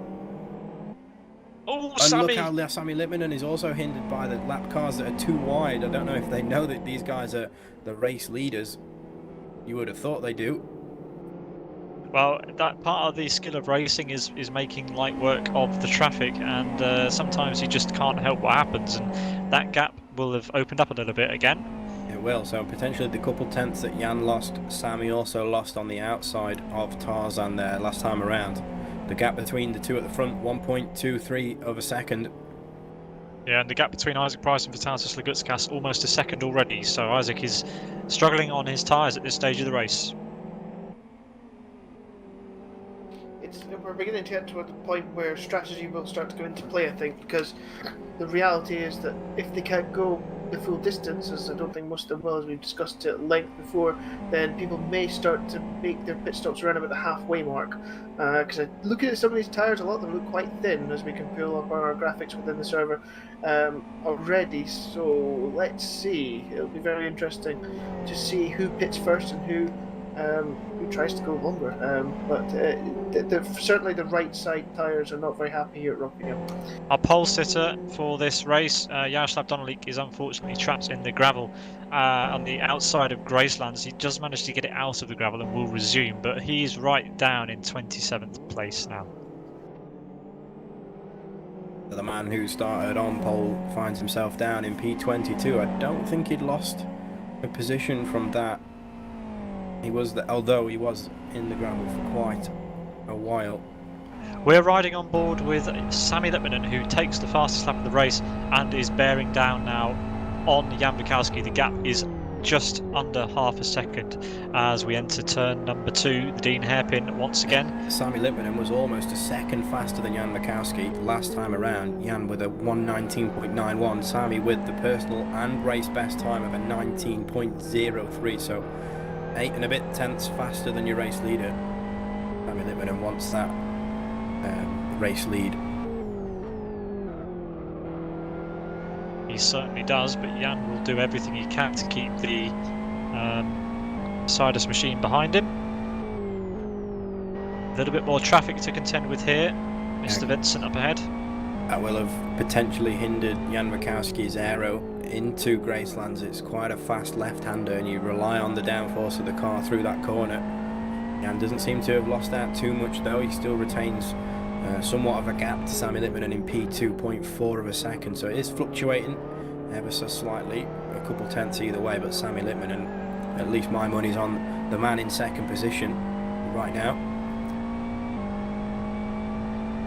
I think it's been apparent since free practice that Lipmanen was in another world in terms of pace, and the fact that they've come through the grid from 18th, or come to the fields from 18th on the grid in 32 laps at a place where it's not easy to pass, speaks volumes for the advantage on the pace he has had today. It's been a very, very startlingly good performance from Lipmanen.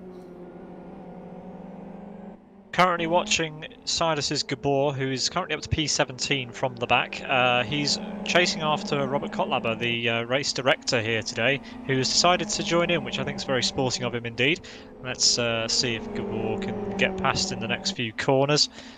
He's on a charge, is Gabor. He's moving to the outside on Robert, and late on the brakes, tries to hold it round the outside and makes the move stick on the exit.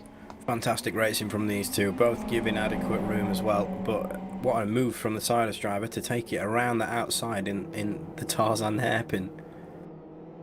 David Gosh is on the back of Robert Kotlaba now. David Gosh also wants to get through into P number 17. On your screen right now, you can see Robert Kotlaba in the 301 Simulator Centre wrestling that motion rig as he tries to get the XRR around Rockingham. That's a very cool view that we've got there of the Simulator Centre. Yeah, so of course we would, everybody says simulators, they don't necessarily replicate the forces you'd feel in real life, but I mean, I think out of everybody on the grid, Robert has definitely the seat of his pants movement. He can feel the car moving around him. I'd love to have a go on a motion sim.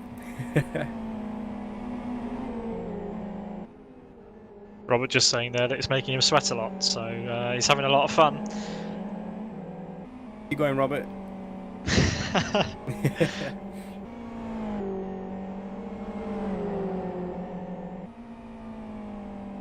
Also, I will say emotion rigs probably another incentive not to attack the huge sausage curves that we have here at Rockingham.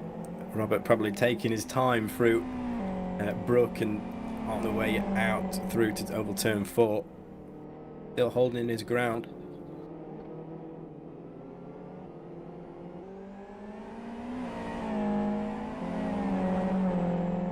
Well, enjoy the rest of your race, Robert. Jan Wachowski is still defending hard from Sami Lipmanen here, but yeah, he's still keeping him at bay as Robert actually sets a personal best on that lap. So clearly our encouragement has helped him there. Wachowski's defending at the moment is inch perfect. He's ensuring he gets a good run out of the traction zone, especially at that final chicane complex. And at the moment, Lipmanen cannot get a run on him at the moment. And this is what happens. You go through the slower, in inverted commas, guys, and then you get somebody who actually has a similar-ish pace to you, and it becomes a lot harder. And this track is very hard to pass on nominally, and I think we're beginning to see that now for Lipmanen. He's been able to come all the way up a bit in this race, and now he's going to have to find something from somewhere. I think he's relying on an error at the moment, it feels like, but the pace is certainly up from these front two. They're now in the low 19s together. Yep. There's a reason these two are high in the championship order. They are very experienced drivers in their own right, and they're putting on quite a display right now. This is marginal. This is so impressive from these two, taking hundredths out of each other every lap, but very clean, very consistent driving from the pair.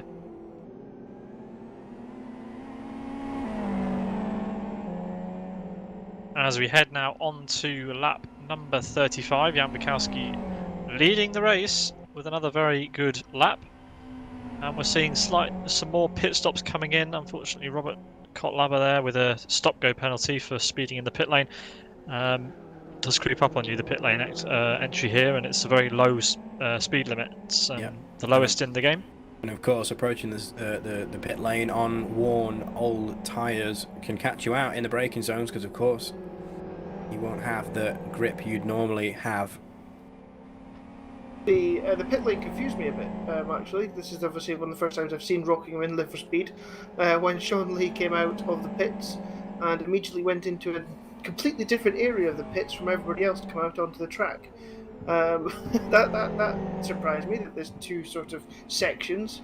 I was not expecting that. Yeah, this track is was used for originally for the European NASCAR and kart series. So the American style pit lane is used on this track.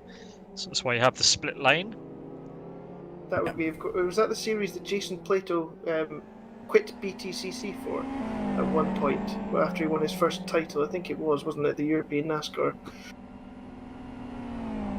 I believe that is the case, but of course the 1.48 mile American style banked oval, it was 18.3 meters or 60 feet, and I say was because unfortunately, since it's been released on Live for Speed, the venue hosted its last day of racing in November 2018, and unfortunately Rockingham as a track has now been sold by its owners and will be redeveloped to become a logistics hub for the car industry. So as far as I know, as a racetrack, I believe it's closed, but I've seen a few of my friends at least turn up for what is a very popular event at Rockingham, which is motorsport, of course, drift events. Rockingham, a very, very popular track for all different kinds of motorsports. It's a very sad thing because I remember when Rockingham was first announced. I am that old, unfortunately now. I can remember when it was first announced that it was coming and when it first opened. And oh, hang on, Lebanon's up the inside. Yeah, it interrupted We'll come your back great to the discussion viewers. there. Yeah. Do you want to Lebanon talk us through was. this, Chris? Into the chicane. He's not going to find a way around there on the outside. I think actually Wachowski might just have actually been able to hold on to the position. He gave a little bit of a squeeze onto Lippmann. And is he close enough for the draft? I'm not really sure because the high downforce that they have for the rest of the track really affects the slipstream they get into the first corner. I think he's going to hold on. I think Lippmann's a bit too far behind, but that was certainly interesting because he tried to go down the outside. He was getting a little bit of a squeeze and there was nothing he could do. But that is the first sign that Lippmann will feel as though he can have a go. And look at that, a new fast lap of the race from Isaac Price, 1 minute 18.94, the first man into the 1 minute 18. So suddenly this race might be twisting and turning in other directions at the moment. If these two get caught up in their own incident, the next three are not that far behind. I think they're within 7 seconds, is it, at the moment? Roughly. So this could be very interesting if suddenly there's pace advantage coming from behind rather than in front. Yeah, so 9.75 seconds separates Jan Wachowski in the race lead to Isaac Price back in 5th position. And Isaac, of course, I spoke to him a little bit before qualifying commenced, and he told me that he'd, of course, not had chance to do really any practice at this combination. So just from the sheer amount of laps that he did up until qualifying and race 1 now, 37 laps into race number 2, something might have clicked with Isaac. He might have just found that bit of pace that he needed to close the gap, at least to Vytautas Lagutskas in P number 4, as he's getting close to the back of Nico Puntola. Tell you what, Lippmann is really struggling off that final corner, and that's where he is losing out in the attempt to get into the lead at the moment. He can't seem to get the power on that well. He seems to get snap oversteer consistently, so that's where, you know, I think he does overall have the pace advantage, but it's not in the right areas at the moment. So it's almost like an accordion effect that's happening at the moment. He closes up, but he just can't get that final sector spot on at the moment. I don't know whether it's probably down to his setup or whatever. It's more tuned for the quicker corners through the back of the track that we're in just now, but he needs to find a way to get that final corner sorted if he's to have a chance to overtake and take the lead. Yeah, I mean, we've seen drivers that are incredibly skilled passing some of the slower cars earlier in the race when the grid was reversed from race number 1 here today. They were struggling to get past it in every corner really, apart from turn number 1, and Sami Lippmann needs to get the run out of the final corner, which he is struggling to do. So that's going to be his, well, I reckon, apart from strategy, his only option to get around Jan Wachowski. Of course, the track's very narrow in the majority of places, so he's got to be very careful to keep those rear tyres alive and get the run out of Brook onto turn 4 and across the start-finish line. Again, these two trading times very similar. Jan Wachowski last time around a 1:19.42, Sami Lippmann a 1:19.54. Just off camera, a couple of seconds ago, Vytautas Lagutskas made his way past Nico Puntola for P3, and yeah, now Isaac Price is all over the back of Nico Puntola.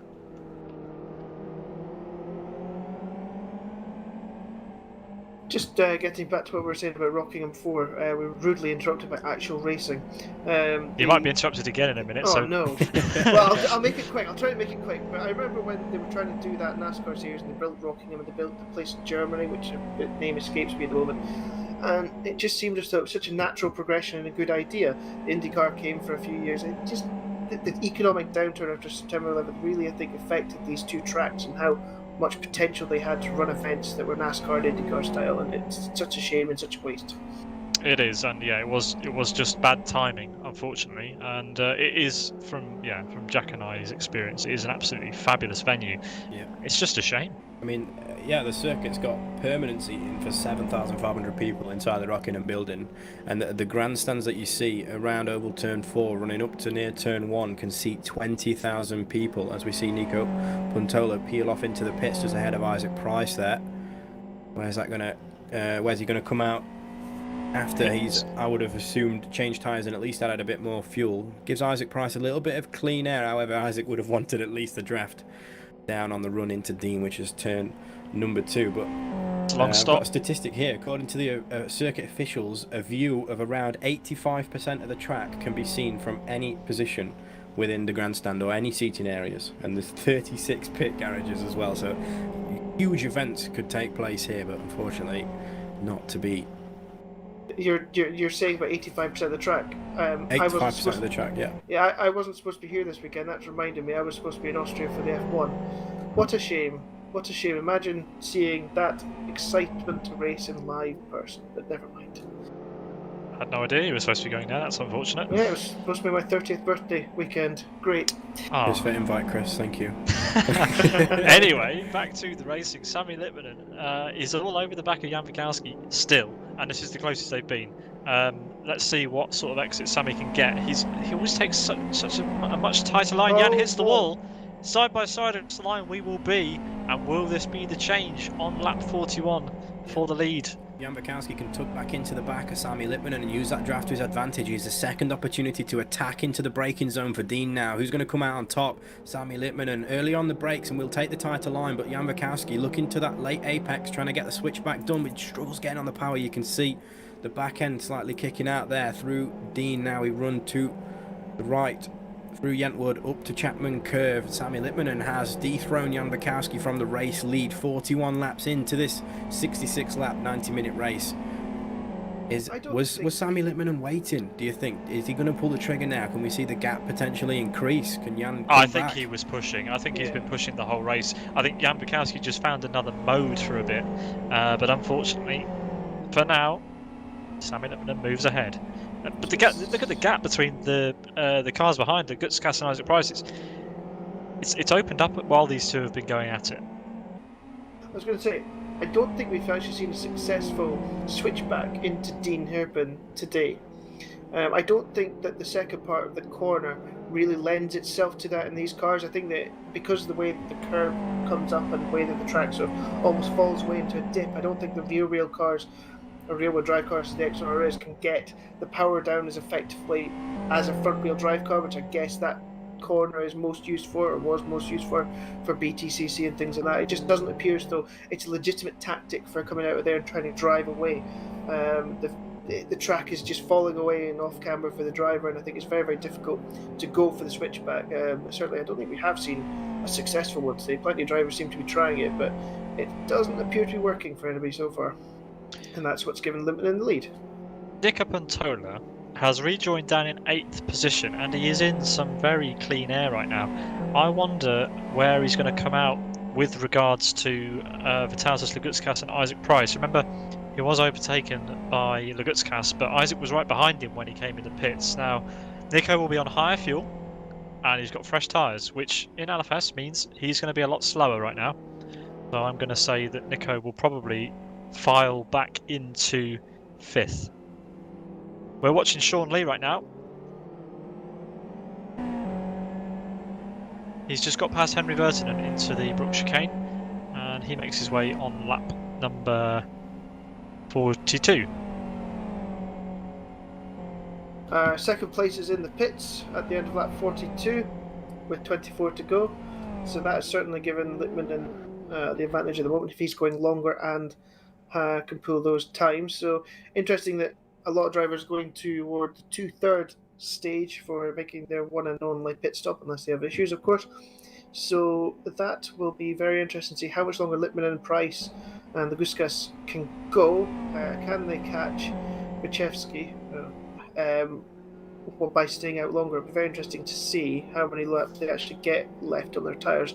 Most of their tyres seem in good condition at the moment. They're a bit thin, but they've got good heat. I think the reason that Jan Wikowski came into the pits was just that. I think it was his tyres.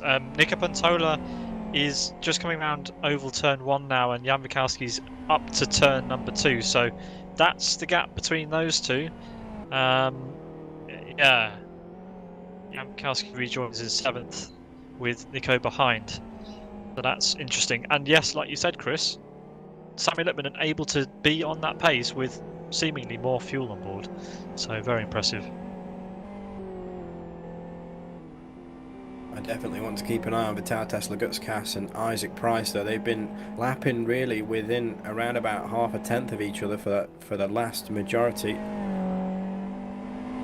the laps that they've ran, I think for the last 10 at least, the gaps remain very similar between the two. Currently, they sit in P2 and 3, and Isaac Price, I think earlier the gap to the lead was around about, I think it was just shy of 10 seconds. It's now 8.68 seconds, so whether Sammy and the guys at the front earlier on suffered a little bit from the lapped cars, and Isaac's just been able to get his head down, he finds himself...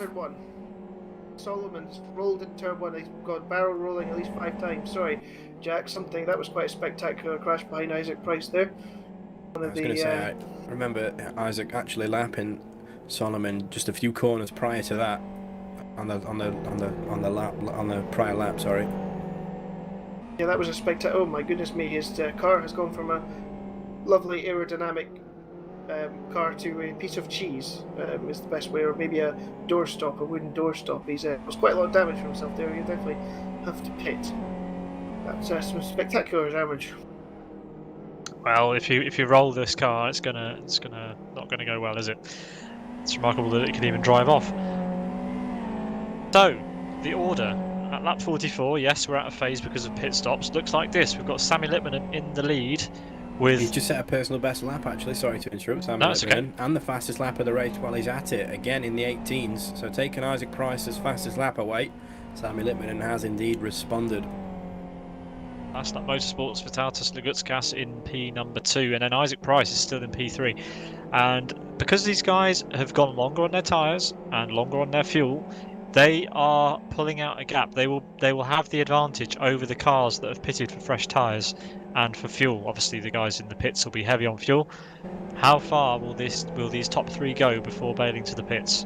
Judging by their tyres, guys, I'm going to go and say that they aren't going to make it to the end of the race with these tyres. They're going to be in the pits at some point.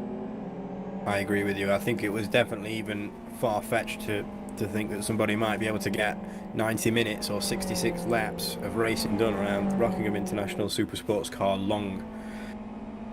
Yeah, I agree. With just one set of tyres and a full tank of fuel.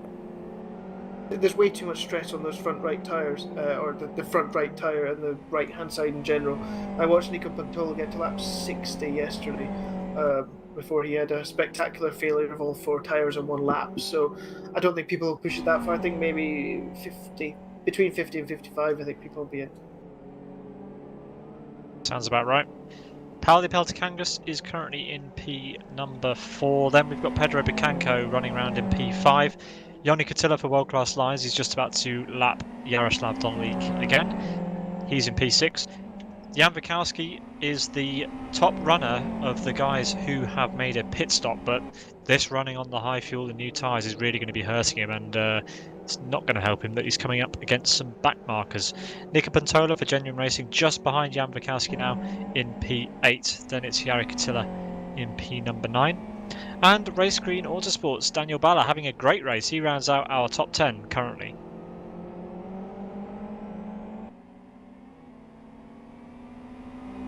Yari Katila to the pits though. So maybe Daniel Balla will take back P number 9 from Yari Katila as he makes his pit stop now.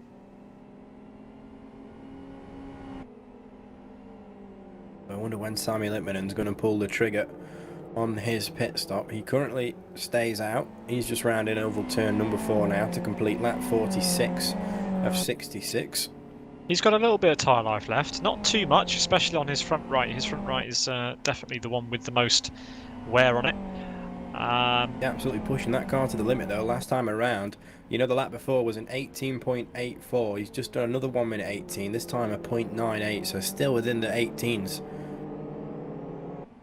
Lugutskas has got trouble. Lugutskas is in trouble here. He's got 2 back markers that have been holding him up a little bit. Trying to make a move through the inside, through the middle of Levente Toth and Jeff and Jacob, and just got held up completely into turn number 2. Finally gets through, but that wouldn't have been much fun for him. Yeah, the gap from Lugutskas now to Sammy Lippmanen is 8.4 seconds. And again, it's now 9.96 seconds from Isaac in P3. And that the gap, I mean, we read it out just a few laps ago from Isaac Price in P3 to the lead. It was about 7.5 seconds. It's now going to be 10 at the next split, as Isaac still has to make his way around Levente Toth after Jefin Jakob concedes the position on the steel straight just before the left-hander of Gracelands. Yes, through the split there before Tarzan corner this right hand of the gap. 10.23 seconds to the lead. Littmanen is in the pits. The race leader has pitted at the end of lap 47, so he's the first. Well, he's the second of the top guys, or third if you include Nico Bontola. But Littmanen pits with 19 laps to go. Laguskas does not. Neither does Price. So those two carry on. And if they have any tyre life and fuel left, this is the moment for them to push, because they will be quicker than Littmanen when he comes out of the pits before they make their pit stops. He also will have a slower pit stop slightly because he is taking on slightly more fuel. So when will they be pitting? That'll be the next question. That will be the next question indeed. I'm very interested to see how far Lagutskis goes, because I know he was one of the drivers who was toying us with this zero stop notion, which just saying it just seems impossible. And yeah, it is impossible. I'm fairly sure. So let's see. Looking at the tyre graph, at least, your race leader, Vitatas Lagutskis, his tyres are healthier than Isaac Price's down in second position. So if anybody is in a position to take the tyres as long as they possibly can go, it's the man who currently sits in the race lead. There's healthier on maybe one side of the car, but I'm not convinced they're healthier on the slightly underloaded left side of the tyre, because they're incredibly cold, as we can see right now, and that causes problems later in the stint because you generate so much more understeer and it makes it harder to keep the car on the road. So it'll be interesting to see how much longer he goes. Will he pull in at the end of this lap? It doesn't look like it. Nope. He carries on for lap 49. So does Isaac. This will be. So let's see what kind of lap times they were doing. He did a 19 flat the last time. It's a 19.23. Isaac Price 19.08. So these two certainly have the hammer down at the moment. Yeah, we'll keep an eye on Sami Littmanen's next lap time. Obviously, this lap time won't be representative. Yeah, even though these cars are in race trim, of course, this is his out lap, but I believe his tyres will be at least up to temperature by the end of this lap. Yeah, he did a very, very good pit stop, it has to be said. He did change all 4 tyres and refueled a little bit. But yeah, the gap to Sami Littmanen from Lagutskis and Isaac Price was quite big, so they have to do quite a lot of work now to close that gap down. And when they pit, Sami's tyres will already be up to temperature. He'll be cruising at that point. We know even if he somehow finds himself behind the other 2 drivers, which, I mean, I don't think it will be the case, he's definitely going to be able to get past. I've seen a plethora of overtakes from Sami Littmanen, who currently finds himself in 6th position after leading the majority of this race from really quite far back at the start. He's had to work incredibly hard to get his car up into the lead before again pitting and finding himself in P6, just waiting for the guys ahead of him to commit to their pit stop too.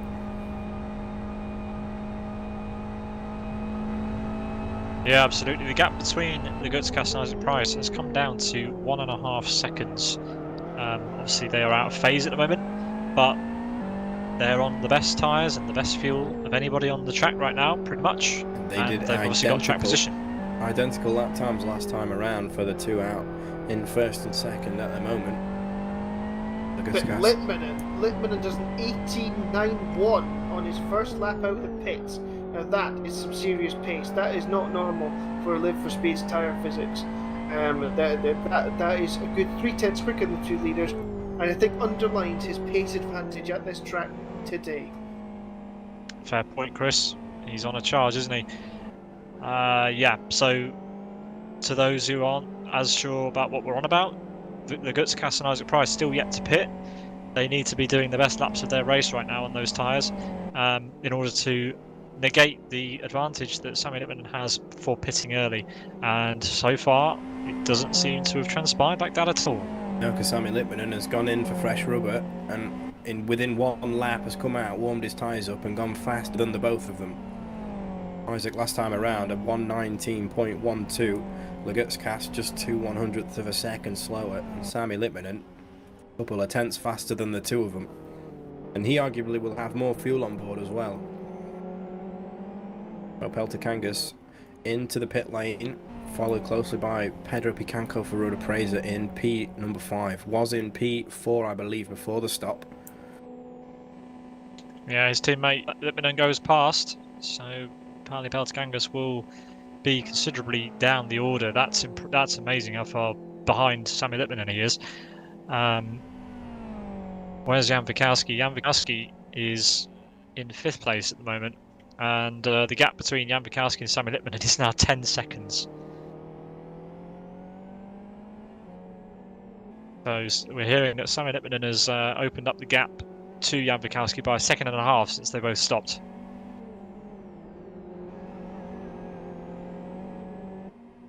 When will Lagutskas and Isaac Price come into the pits? They do not come in this time around. They both file through.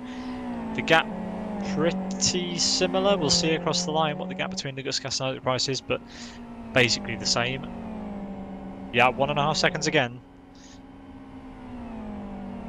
I'm waiting for Sammy Lippmann to set the fastest lap of the race again.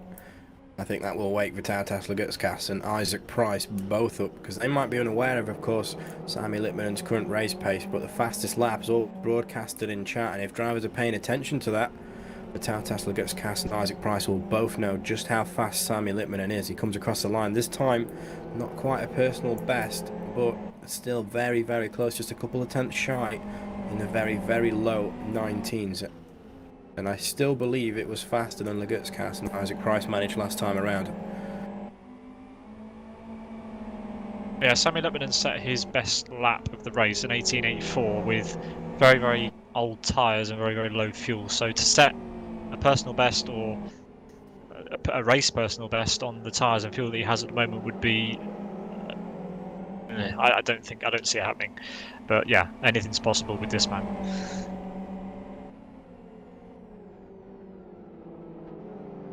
So, meanwhile, up front, Lagutskas in the pit. Is into the pit lane.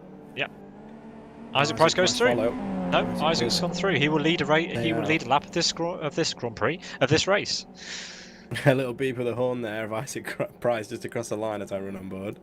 He must be happy that he's classified as leading the race. Just I think he's trying to get a back marker to move out of the way, to be honest. But I think Sean Lee's just a bit too far to hear the horn of Isaac Price from 3 kilometres back, maybe. Yeah. Sean Lee yields the apex of turn number 2 for Isaac Price to make his way through. Sean, unfortunately, after leading a couple laps of this race in the early stages, finds himself down in 11th position. But Isaac Price is yet to pit, and of course that's not a complete lap for Sean Lee that he's been lapped by the leader, because of course Isaac needs to stop. Sean hasn't, so hopefully Sean can stay on the lead lap till the end of the race. Speaking of Isaac needing to pit, he really does need to pit, and I hope he pits this lap, because those tyres, they've done 53 laps. Now, he's got to pit this lap. I'm starting to get worried for him. Sammy, after leaving the pits, has got an 8.64 second advantage over Vitautas Lagutskas, who is in provisional P2. So Sammy Lippmann, Isaac not in. When everybody's stopped, will find himself around about 8 seconds clear of any other car on track. As Isaac, again, like you said, gents, remains on the track for another lap. Joni Katila is in P2 right now. He has also yet to stop, but his tyres are in very, very good nick. Now, anybody who remembers back to the GT2 Challenge a few weeks ago will know that Joni Katila is a god at preserving his tyres, and he's doing it again. Now, will he have enough fuel to go to the end on a 66-lap, 90-minute race? Who knows? But of all the people I've seen, his tyres are in the best shape. With 13 laps remaining, they could probably do it. I don't think it's fuel. I think it is the tyres. I'm scared that you called Joni Katila God, but... on tyre conservation. Just anything. It's a scary prospect. But, he's very good at it. He is very good at it, but it concerns me. Anyway, I prefer to think that Isaac has heard me saying lap 55, and he's going to pull in at the end of the next lap. Let's see. Okay, well, if he does, then Joni Katila will take over the lead of this race, and the gap to Sammy Lippmann to Joni Katila at the next split line is 6.5 seconds. Now, if Joni can keep those tyres alive, and he has the fuel to do this in one stint, not only would that be incredible, but genuinely I reckon he might stand a chance with the tyres that he's got on his car right now. Yeah. Sammy's having a little bit of pain at the moment as well, because his tyres are now hitting what we like to term heat peak. So that means there's less grip available as the tyre sort of grains. I think that's probably a better word for it in sort of old motorsport language. You might remember in the early 2000s the word graining was a big thing regarding the Michelin tyres in Formula 1. So that's effectively what's happening to Lippmann's tyres just now. They're going through a phase where they need to clean up and get rid of the graining so that they can become a fully fledged proper tyre again. And his pace has dropped off by at least half a second a lap as he's going through this phase. So very He interesting. still is to see reeling in what Catilla happens. though. He's reading him in, but how Yeah, but many not times? How many times have we talked about the hare and the tortoise over the That's last my few favourite months? thing. Well, Exactly. It's a couple tenths Sammy Lippman's taken out of Catilla in Sector 1, and the gap I think you mentioned last time was around about 6 seconds. It's well under 6 now. We'll see exactly what it is after the left-hander at the end of the steel straight here. The split Price line carries on. This is in between fascinating. Graceland and Tarzan Corner. So last time around the gap to Jari Catilla was just over 6. It's now 5.7. So he's getting about 3 or 4 tenths a lap, and Sammy Lippmann is only going to get faster, and Joni Catilla is only going to get slower at this point of the race. So even if Joni does stay out for the rest of this race, he does He's enter the pitting. pits on exactly the that you predicted, Chris.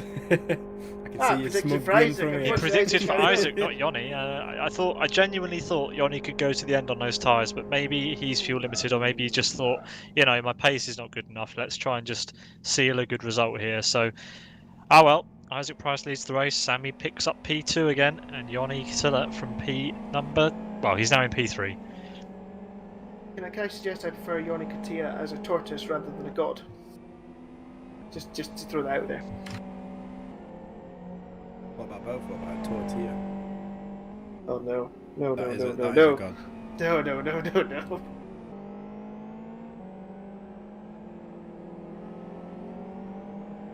Will Price pit this time? He's into the final sector as we digest that joke. Or those jokes, they were all bad. Will he pit this time? He's carrying on. Though that front right is going to go bang this lap. That's my bet. Oh, I've seen Nico Pantola with his sidewinder wheel managed to make it to lap 60 though. He's still the 1:18s. I think if it was going to go, the drop off would have happened. Really, I don't know. He is pushing it. I do admit that. If it's going to go, it's going to go. Possibly now. No, doesn't go. I'm staggered. I think honestly. he'll pit this lap. I think he's got to pit this lap. His pace is good. He's making up time. He's probably going to finish. If he comes out of the pits in the morning, I think is he just about second. He may just come out in a battle with Lagutskas, who's currently in 3rd place as we look at it. Lagutskas has got a little bit of traffic. He's got Ali Reza Ibrahimian ahead of him. But yeah, he should be through there, no problem. But Sammy Lippmann has got quite a gap over Lagutskas, so maybe if Isaac pitted now, he might come out in that gap between those two. But that front right on Isaac's car is making me very uncomfortable.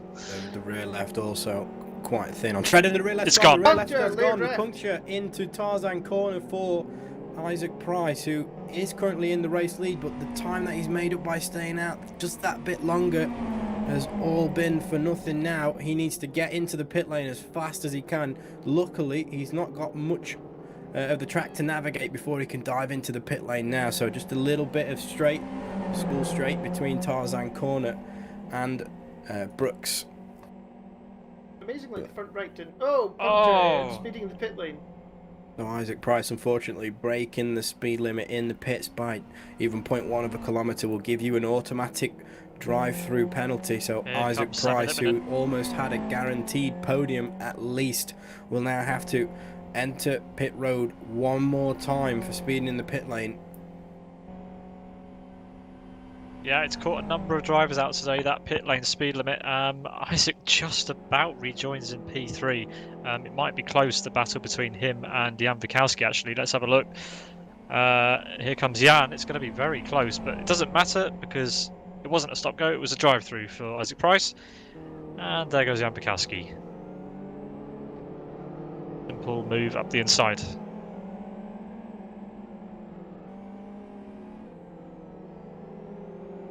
So with that drive-through, where will he come out? He'll probably come out behind Pedro Bicanco. Pedro Bicanco is currently in 7th, so Isaac might rejoin this race in 7th. As far as I know, he has 3 laps to serve that drive-through. Yeah, and if he doesn't get out behind Picanco, There's a nice big gap between Race Green's Daniel Bala in P9 to Yoni Kutila in P8 that he could slot into. How long do we reckon a drive-through would cost somebody here at Rockingham? Not sure, Of course, if you've I'm got honest. the speed difference once you get onto the track again. You'd carry a lot more speed if you were on the track at racing speed, of course. Isaac is not serving his drive through this lap. I'm guessing he's just going to use the draft of Jan Bukowski maybe just to pull out as much of an advantage as he can before he slots his car into the pit lane. Obviously, he wants to pull out as much of a gap as he can before coming into the pits so that he doesn't have to get past cars when he rejoins. He'll be looking to get his tyres up to temperature before he... Oh, there's going to be a problem there. No, there's not. Just about not. Oh, there still might be on the exit. Oh, Price sliding. Oh, don't break there. On back markers. I think that what he's trying to do is get his tyres up to temperature so that when he goes down, trundles down that long pit lane, he doesn't lose too much temperature and have to do it all over again, really. I think that's a sensible thing for Isaac at the moment. He probably will come out around about Picanco, as you say. But he might be able to make that places up again. That'll be certainly giving us something to look at in the last 7 laps. That is a good point, though. About the Isaac, tyre as we heat. know, more than capable of setting the fastest lap of the race. He had held the fastest lap of the race earlier on.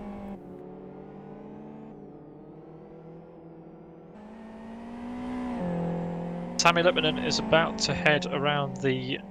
Well, he's on the last bank of the oval now, and he crosses the start-finish line to start lap 60 of this round of the Buggyra Zero Mileage GT Cup, round 5, from Rockingham International Super Sports Car Circuit. Long. In second place, it's Vytautas Lagutskas for Last Lap Motorsports, closely followed by Jan Bukowski for Conquest Racing. Then it's Isaac Price, who is yet to make his his second journey through the pit lane to serve the drive-through penalty he got for speeding in the pit lane during his mandatory pit stop. Then it's Pauli Peltokangas in P number 5. Genuine Racing's Nico Bertola, after leading this race for a little stretch, is currently in P6, very close to Pauli. I wonder if there'll be a move on between those two before the end of the race. If someone could check the pace of those two, that'd be great. Pedro Picanco is P7 for Road Appraiser. World Class Lions Yoni Kutila is quite close to Picanco there in P number 8. After stopping to change his tyres, thought he might go all the way, but never mind. Then Daniel Bala for Race Green Autosports in P9. That's a good effort from him. I think he started the series in the second grid of this series, and he's made his way into the first grid and is running P9, so that's really impressive.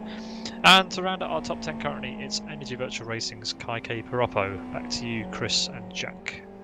Absolute disaster for Roni Krompus for Race Green Autosport. He's currently in the gravel just at Tarzan Corner, struggling to get his XRR out of the gravel. He's got a puncture, guys. He's got a front left puncture. He's not going to get that car moving.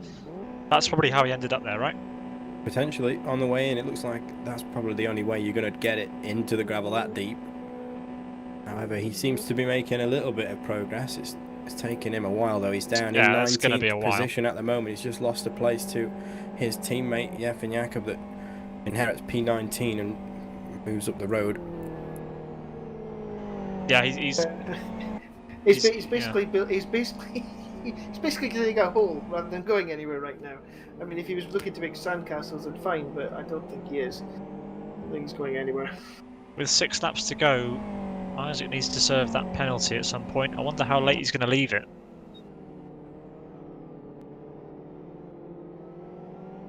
You asked me to check the numbers just a few laps ago on Peltokangas and Pantola, I believe.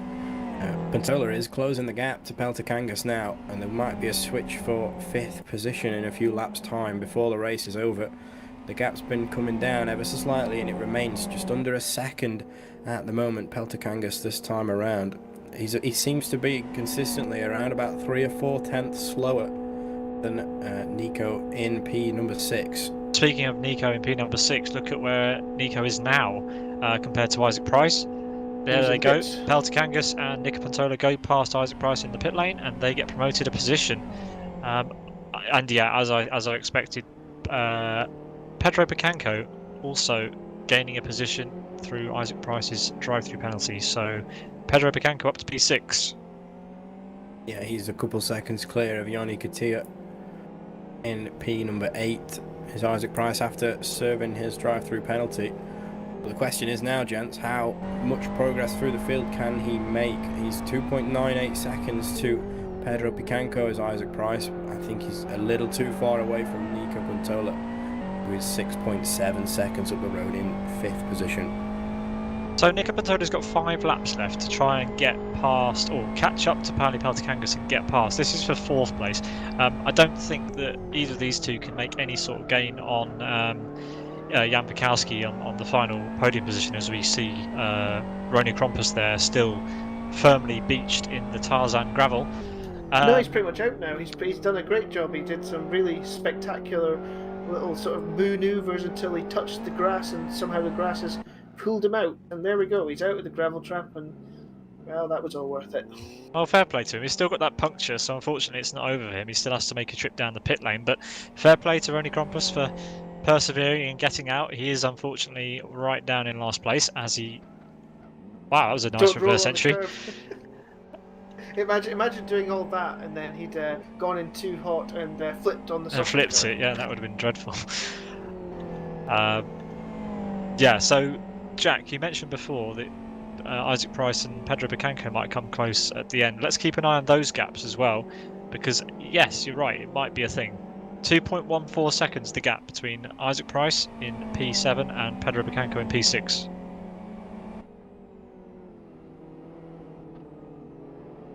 Nico Puntola, in his efforts to close up to Peltokangas in P number 4, he's still making his attempts at getting close to the Sidus driver. However, for the 1 lap out of the last 5, Peltokangas actually was around about half a second faster than Nico in P5. This time around it's a little different. Peltokangas middle sector of 51.63 and Nico of 51.39. Yeah. So again, a couple of tenths here and there. Nico just got it all wrong into Brook that time around. Absolutely, well, weaving around, and yeah, look at the gaps. Nearly 2 seconds. Yeah, so even though Nico was faster up until the very final corner, Peltokangas was last time around in the 19s, a 19.8, and Nico a 20.13. So all the hard work Nico's doing in the middle sector is just taken away from the disadvantage he has when it comes to getting on the power in the final corner, and I think he also struggles to get the power down out of Dean, so he again might be struggling with the grip at very low speeds, whether that's down to the tyre life, his setup, of course the differential, the tyre pressures, everything could be a factor into why he's struggling to get the power down.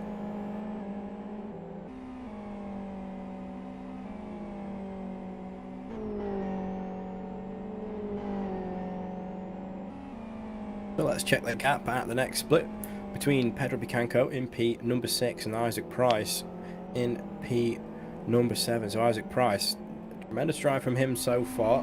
He's not quite had the pace to match Sami Litmanen, but Isaac did lead a few laps because he chose to pit incredibly late and unfortunately suffered a puncture at Tarzan Corner, which is the corner we've just come out of a few laps ago. And then it was insult to injury after nursing his puncture back to the pit lane.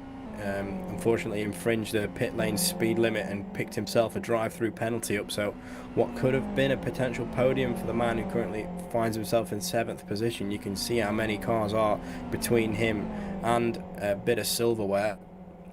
Yeah, Isaac between is driving Picanco. Very angry. He is Isaac's indeed. He's completely ruined his tyres already just by throwing absolutely everything into this.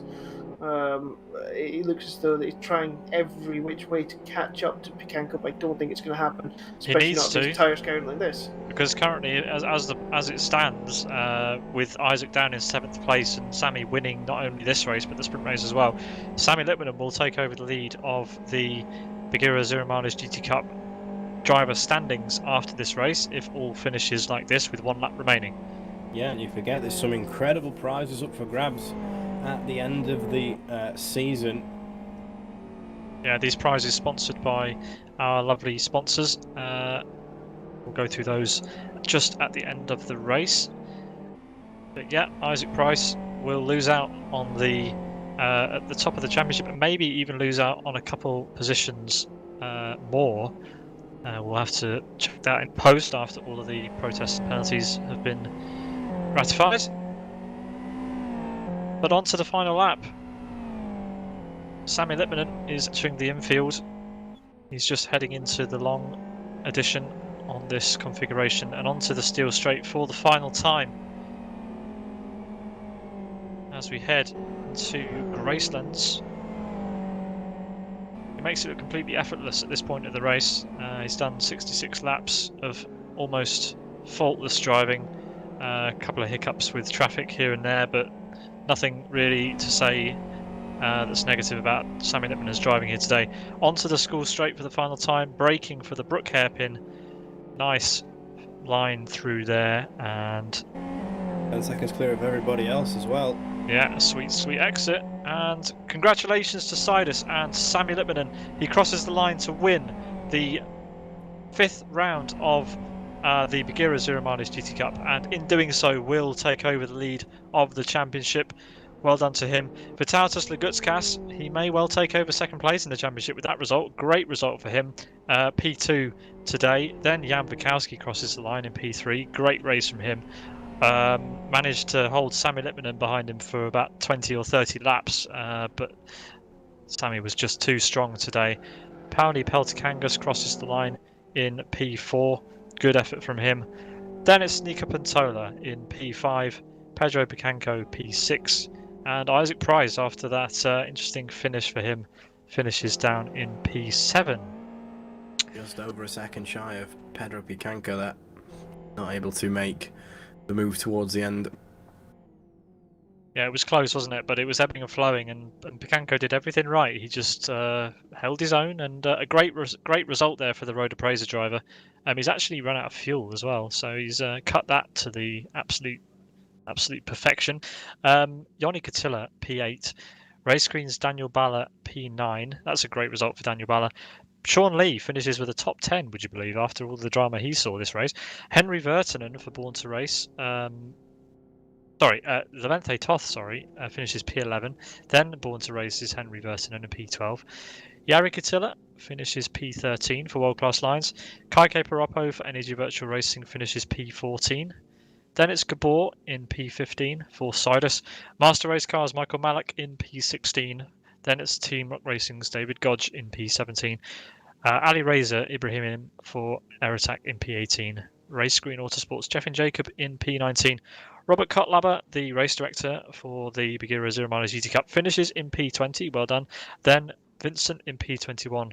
And Roni Krompus for Race Green Autosports, after getting beached for about 3 or 4 laps in the final stages of the race.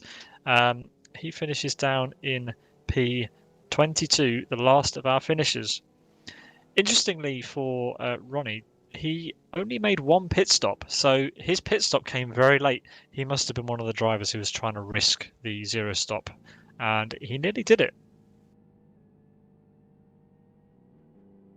But yeah, on your screen you can see the results of the race and the podium. The 3 drivers sat on the grid. You've got Sami Lipmanen in the middle there in the yellow, purple, and white Sidus car. Jan Bukowski alongside, and Isaac's joining him. I don't know why Isaac's on the podium, but anyway, Isaac's come and said hi to the podium there. This is the first round, if not the first round, that Isaac's not been on the podium.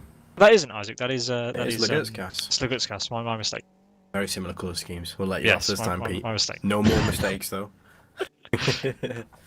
Oh yeah, no Katila either. Yeah, what an absolutely heroic drive for Sami Lipmanen. Pole position, win in race number 1, and I believe the fastest lap in race 1-2, and a dominant victory in race number 2, again accompanied by the fastest lap. So really a perfect weekend for the Sidus driver. But again, we're seeing the same names towards the sharp end of the grid. Vytautas Lagutskas never fails to impress alongside Jan Bukowski, who always finds himself towards the sharp end of the grid. So again, these guys didn't take the win, but I think they'll be very, very happy with a podium. Yeah, why wouldn't they be? They've all done very well. Some surprise entries into the top spots here today, but the familiar few doing well. Isaac Price obviously dropping down a little bit further than we would have expected, but possibly due just to a lack of practice. And Well, yeah, arguably, I think, yes, the practice would have helped him, but we saw him set the fastest lap of the race. It was definitely the puncture and the drive yeah, through that cost him the top 5. absolutely. Interestingly enough, I believe he was pitting that lap, so that was unfortunate. He would say that though. I believe him. Yeah, of course, but yeah, benefit of hindsight, eh? If only he'd listened to us, to me, sorry, and pitted on lap 55. There we go. Yeah, like That was my top strategy. Catilla, even though Catilla had the tyres certainly to go a lot further. We're going to hang around for a few moments while we see whether any of the drivers in this race would like to come for an interview. But in the meantime, we should mention the prizes that are on offer for the drivers at the end of this championship. We are 5 rounds in, 5 rounds to go. There's some significant driving prizes available for the top 5 in the championship. We've got race truck drives at Most and driver coaching by some of the Buggyra racing drivers who you saw earlier in the season. We've got a second prize is a drive in the Renault Clio Cup at Most. We've got a Can-Am Buggyra off-road experience and passenger rides in race trucks and a test day at Most as well. There's lots of prize money on offer for the first 6 positions and some cryptocurrency prizes from 1st through to 10th with a value of around €7,000. So not insignificant by any stretch. An absolutely fantastic championship for these guys. And yeah, we should attribute that to Buggyra Racing, Excalibur Army, Slovak Training Academy, Eldis, VAG Logistics Services, KTAC, New Trend, A-Track, GC System, and Yordak. This competition being put on by Buggyra Zero Mileage, and yeah, Robert Kotlaba, and obviously Jaroslav Shevchik at 301. So, gents, how do we want to sum up round 5 of the championship?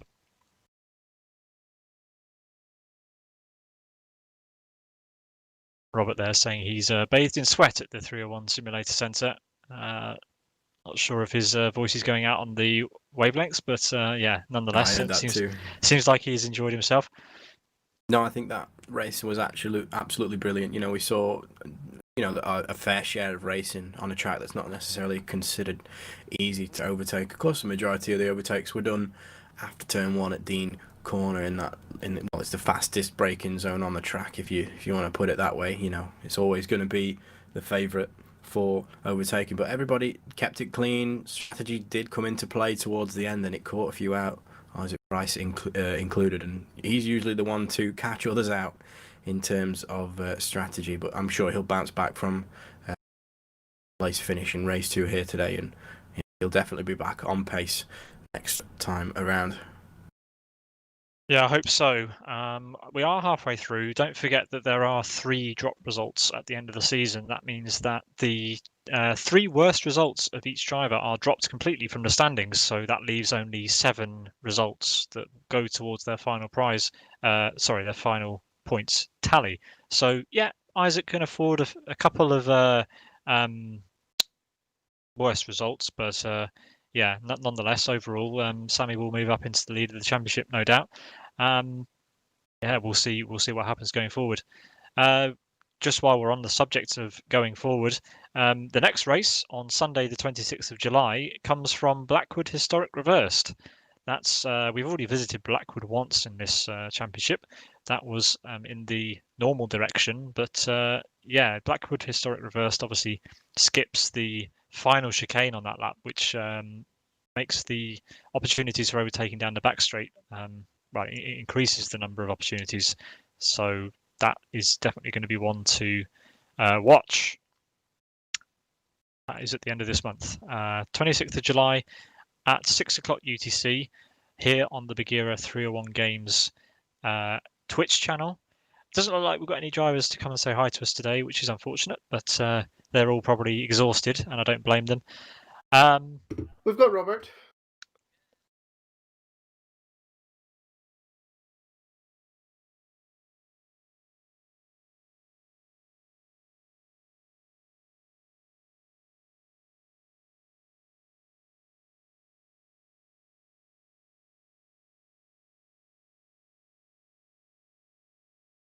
you want to know what's up next for us at Sim Broadcast, we're currently live next Tuesday on our channel, twitch.tv/Sim Broadcasts. We've got Team Rock Racing Championship round 27 coming up. If you're interested in following where we go, but it's been an exciting round for us here at Rockingham International Supersports Car Long.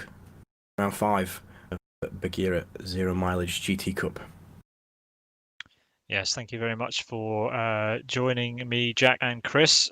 Good to have you along, Chris, for your first run of this championship. How did you enjoy it, Chris? How would you summarise your race? It's something. Today we had obviously the return of some of the more of the leading motorsport events in the world, and I think that this race again proved that while sim racing has gone through a boom during the last few months, while the world has been in an uncertain position, I think that this goes a long way to show that sim racing has a massive and valid fun entertainment package to go on for. This wasn't about overtaking and massive amounts of overtaking. This was about close action between all the drivers on the track. It was good, clean, hard racing, and we didn't know. Again, we seem to do this, guys, and every single race that the three of us are participating as a team, we don't know who's going to win.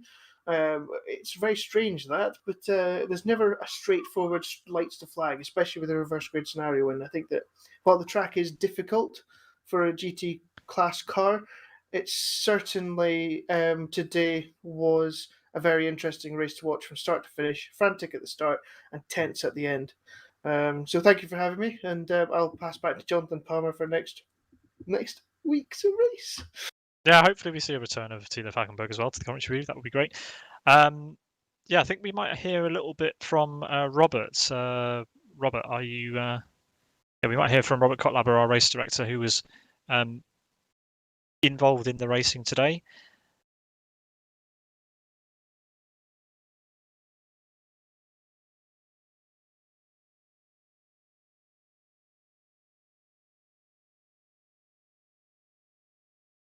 Here I am again. Anybody there? You're live on the stream. Hi, Robert. Right. Hello, everyone.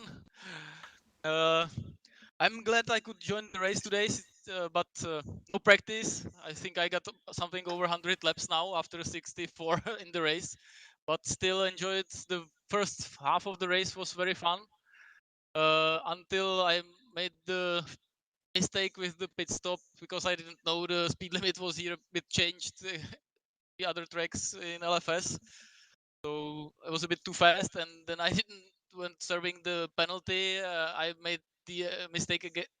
I didn't know that I can move the car earlier than the pit penalty is served. So I stepped on the gas and okay, pit stop again. Okay, I'll try to finish the race and maybe make some nice laps. I got under 121, which I think is good since I had last proper practice like 10 years ago. Yeah, fair play. I mean, we saw you on your 301 rig having a lot of fun during the race. It looked quite intense, especially with all these sausage curbs and tricky corners. Yeah, you really don't want to hit the sausage curbs or any curbs almost when you're in the 301. Out of curiosity, what happens when you do roll it? How far? How far does it go? Because I remember you joking about that off air. Yeah, in the middle of that. I think it's got about 20 or 25 degrees maximum. So the worst part is that if you don't just only roll over to the roof, but you're making better rolls over and over, then the machine is going 30 degrees left, right, left, right, left, right. Pretty That's fast. a significant angle, yeah. Well, yeah, good to have you involved in the racing for once as part of this series. That must have been an interesting experience for you. Certainly was for us. Yeah, anything else to say before we wrap up? Again after so many years. Thanks, guys. Top job again. Yeah, give us a wave on the cameras there, Robert. I forgot that there's a camera behind me. There is a camera right behind you. Okay, thank you very much. Cheers. So yeah, we'll wrap up here now. So on the 26th of July, you can join us here again on the Buggyra 301 Games Twitch channel for round number 6 of the Buggyra Zero Mileage GT Cup. I'll run through the series sponsors once again. Thank you very much to Robert Kotlaba and Yaroslav Shevchik at 301.cz for putting this on. And thank you to Buggyra and Zero Mileage Lubricants for sponsoring this event. Thanks also to Excalibur Army, Slovak Training Academy, Eldis, VAG Logistics Services, KTech, New Trend, ATRAC, GC System, and Yordak for all their sponsorship that goes into this series. And join us again next time. Thank you very much for watching. Have a great evening. Goodbye. Bye, and you forgot one sponsor, or not sponsor, but Sim Racing broadcast. Thank you very much for the top commentary, guys. You're welcome. Thank you for that. All the Good best, night, guys. folks. Take care. Bye bye. Thanks. See you next time.